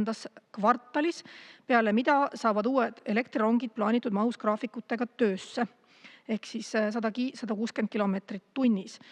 Nüüd, miks Siemensiga hankelepingut ennetähtaegselt lõpetatud ei ole, kuigi oli teada, et see hankeviivitus või selle tarne viivitus on väga loogilised põhjused, sellepärast, et eesmärk on ju ikkagi lõpuks tegevused ellu viia ja vastasel korral ei oleks ka 2026. aasta tähtaeg saavutatav, kui see hankeleping praegu lõpetada ja alustada uut hankelepingut. Sellega kaasneksid lepingulised vaidlused, näiteks, et kas esines siis force majeure asjaolu või ei esinenud, kohtutes ja arbitraažides, mis kestaks aastaid. Samal ajal tuleks leida ka uus alltöövõtja, kui kohus esmast õiguskaitset Siemensile ei kohalda, kes peaks pakkuma siis ka omapoolse uue tehnilise lahenduse, mis omakorda peab ühilduma juba Siemensi poolt paigaldatud tehnoloogiaga. Samas on Eesti Raudtee Siemensile esitanud ka lepingulised trahviteated, hoiatused koos vastava arvepidamisega ja kõnealused lepingulised lahkhelid lahendatakse hankelepingus ette nähtud tööde lõpetamisel. Lihtsalt jah, tõepoolest 1,5 aastat on veninud nende liiklusohutuse ja signalisatsioonisüsteemi paigaldamine ja tehnoloogiliste lahendustega kipub niimoodi olema, et tean omast kogemusest, et nad õigeks ajaks valmis ei saa. Aitäh! Aitäh! Aivar Kokk, ma pean kahjuks andma sõna Mart Helmele, et kuna üks lisaküsimus, kui taotlus on, siis läheb teisele Riigikogu liikmele. Et juhul, kui ei oleks olnud ühtegi küsimuse taotlust, siis ma oleks saanud teile 3. küsimuse anda. Aga Mart Helme, palun, teil on lisaküsimus. Ja saan aru, et see on väga kahjuks, et mulle see küsimus tuli. Aga ma küsin natukene nüüd teistpidi. Seoses küll ka raudteetaristuga, kuna on selge, et Rail Balticu asjad lükkuvad edasi, me juba enam-vähem 15 aastat ehitame seda, aga kuigi kaugele jõudnud ei ole. Ja Läti pool on teatanud, et kui nad ehitama hakkavad, nad ehitavad kõigepealt lõuna suunas, Leedu poole, siis sõites pidevalt Pärnu vahet autoga. Ma näen ju, missugune tohutu rekkade, kolonnide laviin seda maanteed mööda sõidab. Kas ei oleks mõistlik teha väike korrektsioon valitsuse plaanides ja ehitada kiirkorras välja Via Baltica, sest isegi kui me ehitame Iklani välja Rail Balticu, on see tupiktee. Seda mööda kaubad liikuma ei hakka, see on tupiktee. Kaubad liiguvad mööda maanteed ja maanteed mööda liiguvad nad üle Läti piiri ja Lätist lähevad edasi Leetu ja Poola ja kuhu nad kõik lähevad.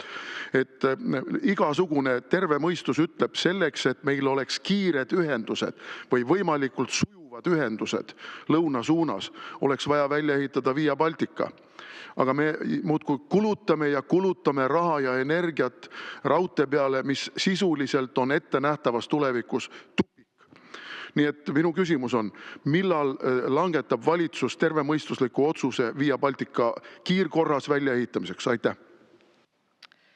Aitäh selle küsimuse eest. No vot, ma ei tea, mille baasilt te nüüd väidate, et kaubad liiguvad maanteed pidi ja mitte keegi kaupa raudtee peale panna ei taha. Et mina selle väitega kindlasti nõus ei ole.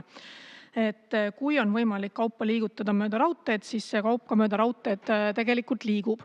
Me oleme ka Via Baltica ehitamiseks sellel aastal eraldanud lisaraha, nii et me teeme mõlemad paralleelselt, ehitame välja Pärnusse raudtee, nii et kui te täna olete mures, et te peate seal rekkade vahel sõitma, siis lähiaastatel valmiv Rail Baltica võimaldab teil Pärnusse rongiga sõita, väga turvaline. Kasutage rongi, sõitke Pärnusse rongiga ja on kiire, on turvaline sõit, ei pea rekkade vahel Via Baltica peal sõitma, nii et aga investeeringuid saavad mõlemad.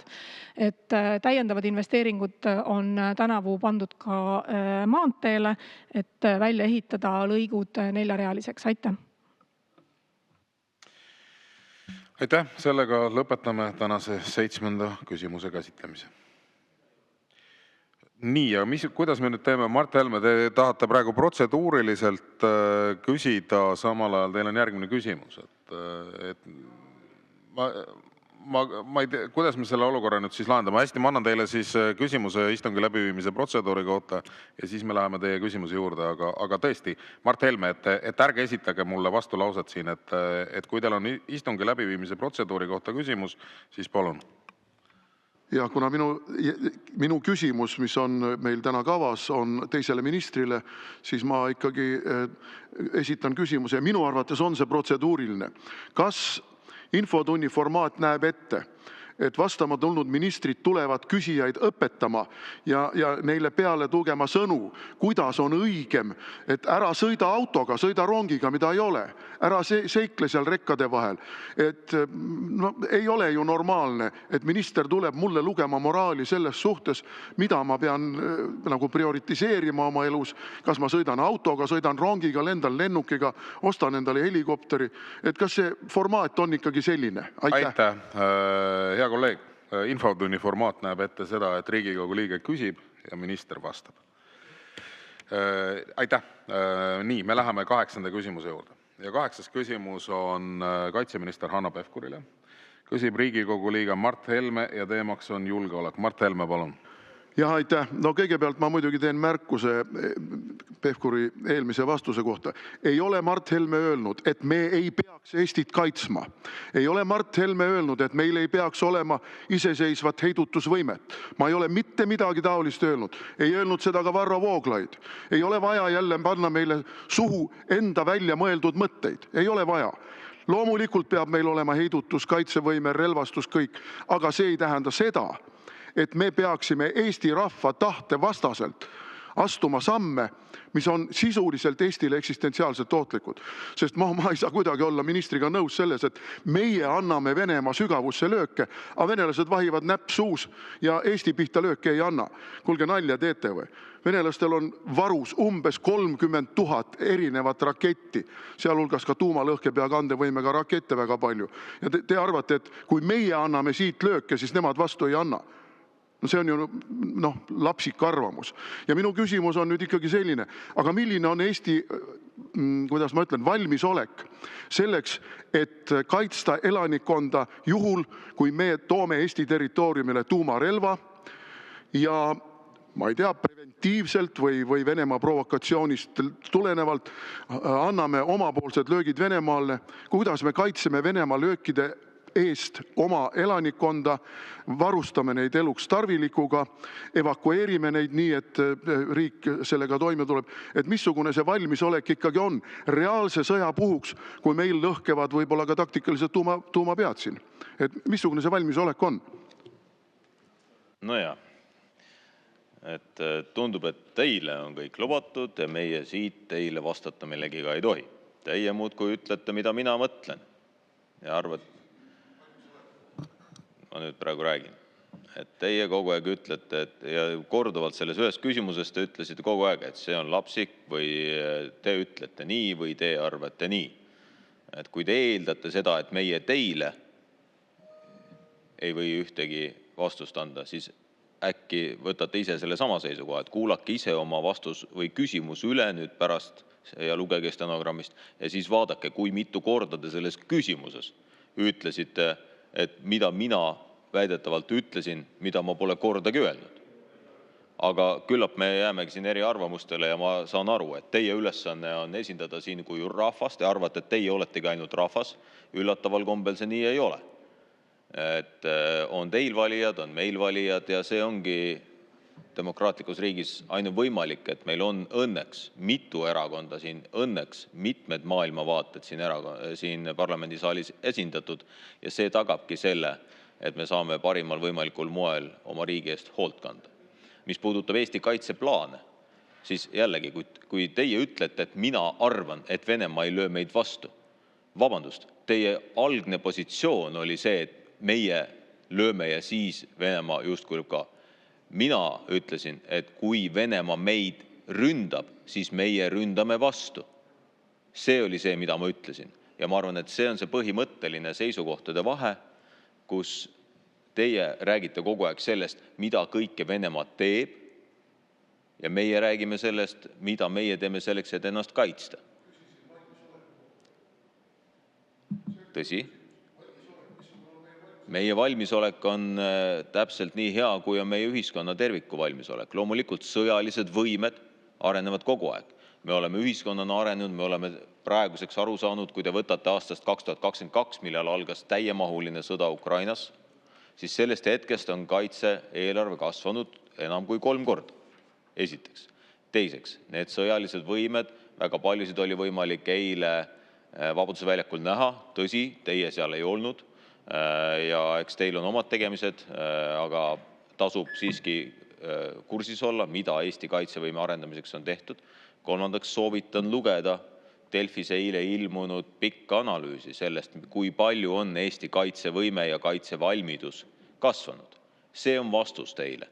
Me igapäevaselt pingutame selle nimel üheskoos, muuseas ka teie endale võib-olla teadmata siin saalis ikkagi annate oma väikese panuse. Ma küll ei tea, kas see on negatiivne või positiivne, aga oma panuse selleks, et Eesti riigi kaitsevõime siiski areneks. Aitäh! Suur tänu. Mart Helme, teil on täpsustav küsimus, palun. Lisaküsimus keegi. Jaa, mul on täpsustav küsimus, sest vastust ma ei saanud. Sain hulgaliselt igasuguseid süüdistusi. No eks see ongi poliitika, et opositsioon ja koalitsioon vastastikku pingpongitavad. Aga küsimus on ikkagi selles, et me oleme praegu nüüd teinud suure hanke. Ma ei mäleta praegu peast, kas 600 mingit varjendit kuskile kagupiirile, kas see oli nüüd Eesti üksinda või oli see koos Lätiga, täpsustage. Aga minu küsimus on, missugust konkreetset kasu me näeme nendest varjenditest ja missugust konkreetset kasu me näeme sellest mingisugust tankitõrjekraavist, mida kavatsetakse seal rajada või juba rajatakse. Sest nii palju, kui ma olen lugenud siin mingisuguseid analüüse ja mitte ainult Vene analüüse, ehkki ma loen ka Vene analüüse, mis on tihtipeale muidugi, tuleb tunnistada, rohkem propaganda kui analüüsid. Et tegelikult ikkagi venelased panustavad kauglöökide andmisele ja kauglöökide kaudu meie kaitsevõime ja ka ründevõime halvamisele. Et sellest seisukohast, kas te võite selgitada nende kaitserajatiste tegelikku efekti, et meie sõjaline võimekus nende kauglöökide kaudu ei saaks sedavõrd kannatada, et me tegelikult oleme rivist väljas. Aga samal ajal on meil mingid punkrid, millest sisuliselt kasu pole olnud. Et võib-olla te natuke selgitate seda niisugust tehnilist poolt. Aitäh. Võt, see ongi see lugu, kui igapäevaselt lugeda Vene analüüse ja mitte meie analüüse. Aga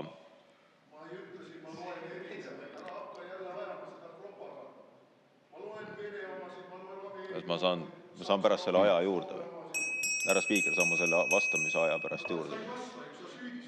Aitäh, head kolleegid, et teeme nüüd nii, et härra minister vastab küsimusele. Jah. Võt. Kõigepealt kaitseliinist. Kui te loete erinevaid analüüse, soovitaks vaadata ka seda, mis Ukrainas toimub. Ukrainas on kaitseliinidel väga oluline roll. Kaitseliini peamine roll loomulikult on takistada maaväe liikumist. Äkki sa kuulad siis korraks ühe korragi. Kui sa tahad vastust, siis ole hea kuula. Head kolleegid, teeme nii, et härra kaitseminister vastab ja siis me läheme selle küsimuse arutlemisega edasi. Ei, Mart Helme, te oma püsivate vahelehõigetega ei lase kaitseministril lõpetada oma vastust. Et las kaitseminister vastab küsimusele. Palun, härra kaitseminister. Tänan. Ma alustasin vastamist. Ja see alustuseks ütlesingi, et tasub vaadata, kuidas Ukrainas kaitseliinid töötavad ja milline roll nendel on. Kaitseliini peamine roll on maaväe pidurdamine. Ja maaväe pidurdamiseks, ja kui te võtate nüüd ka mainisite kaudtuld ja kauglööke, tõsi, kauglöökidel on oluline osakaal, täna tehakse kauglööke ka droonidega. Ja see efektiivne territoorium seal, kus on nii-öelda must maa või hall tsoon, kuidas iganes keegi, või surmatsoon, kuidas iganes keegi seda nimetab, on 30-40 kilomeetrit. Kui keegi soovib maa-ala kontrollida, siis peab maa-ala kontrollimiseks ei piisa ainult kauglöökidest ja kaudtulest. Selleks on vaja ka maaväe kontrolli territooriumile. Ja kui me võtame meie kaitse ülesehituse, siis loomulikult need ei ole mitte punkri või varjendid, nagu te mainisite, vaid tegemist on siis rühma ja kompanii positsioonidega, mis on üks osa kogu kaitseliinist. Kaitseliini osana on ka tõkestusvahendid, okastraadid, draakoni hambad ja nii edasi, samamoodi tõkestuskraavid. Ja see moodustab ühe terviku selleks, et Eesti territooriumit kaitsta. Ja see on üks osa kogu meie kaitselahendist. Loomulikult me ei lähe siin selles debatis sügavuti Eesti sõjalise kaitsetegevuse kavaga, aga see nähtav osa, mida me teeme, kas siis punkrid, kaitsekraavid, tõkestusvahendid, eelpaigutatud tehnika, kõik see, samamoodi moonasoetus, samamoodi relvastuse soetus, see kannab kõik ühte eesmärki selleks, et me oleksime suuteline Eesti riiki kaitsma ja seda tegema efektiivselt. Nii et seetõttu meie enda kaitseplaanis on nii see osa, kuidas me kaitseme Eestit kui territooriumit, kui see osa, kuidas me kaitseme Eestit, mõjutades vastase territooriumi. Nii et need on need tegevused, mida me teeme ja ma arvan väga hea ülevaate selle kohta, mida on soetatud ja mis on veel soetamisel. Selle ülevaate eile Delfi Meedia oma väga pikas ja analüütilises loos andis. Aitäh! Aitäh! Ja lisaküsimus, Varro Vooglaid, palun. Ja suur tänu. No ma tulen siiski selle eelneva teema juurde tagasi ja esiteks ütlen kommentaariks teie poolt meile öeldule, et loomulikult me peame vaatama, mida sätestab Venemaa tuumadoktriin. Et see, et me vaatame Venemaa tuumadoktriinile, analüüsime seda ja võtame seda ka arvesse, ei näita mitte kuidagi pidi mingisugust venemeelsust või midagi muud sellist, vaid see näitab kainet mõtlemist. Just samuti nagu ameeriklased ei taluks oma piiri taga venelaste tuumarelvi, on ju täiesti mõistuspärane, et ka teine maailma suurim tuumariik ei kavatse taluda oma piiri taga teiste tuumariikide tuumarelvi. See on ju loogiline.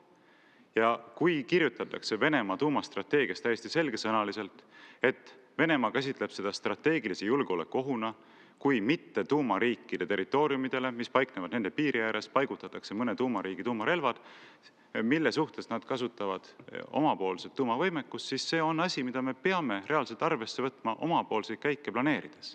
Ei ole ju sellisel viisil, nagu te eelnevalt ütlesite, et kuidagi naiivne on arvata, et Venemaa tegevus meie suhtes sõltub sellest, milliseid käike meie ise astume. Loomulikult sõltub.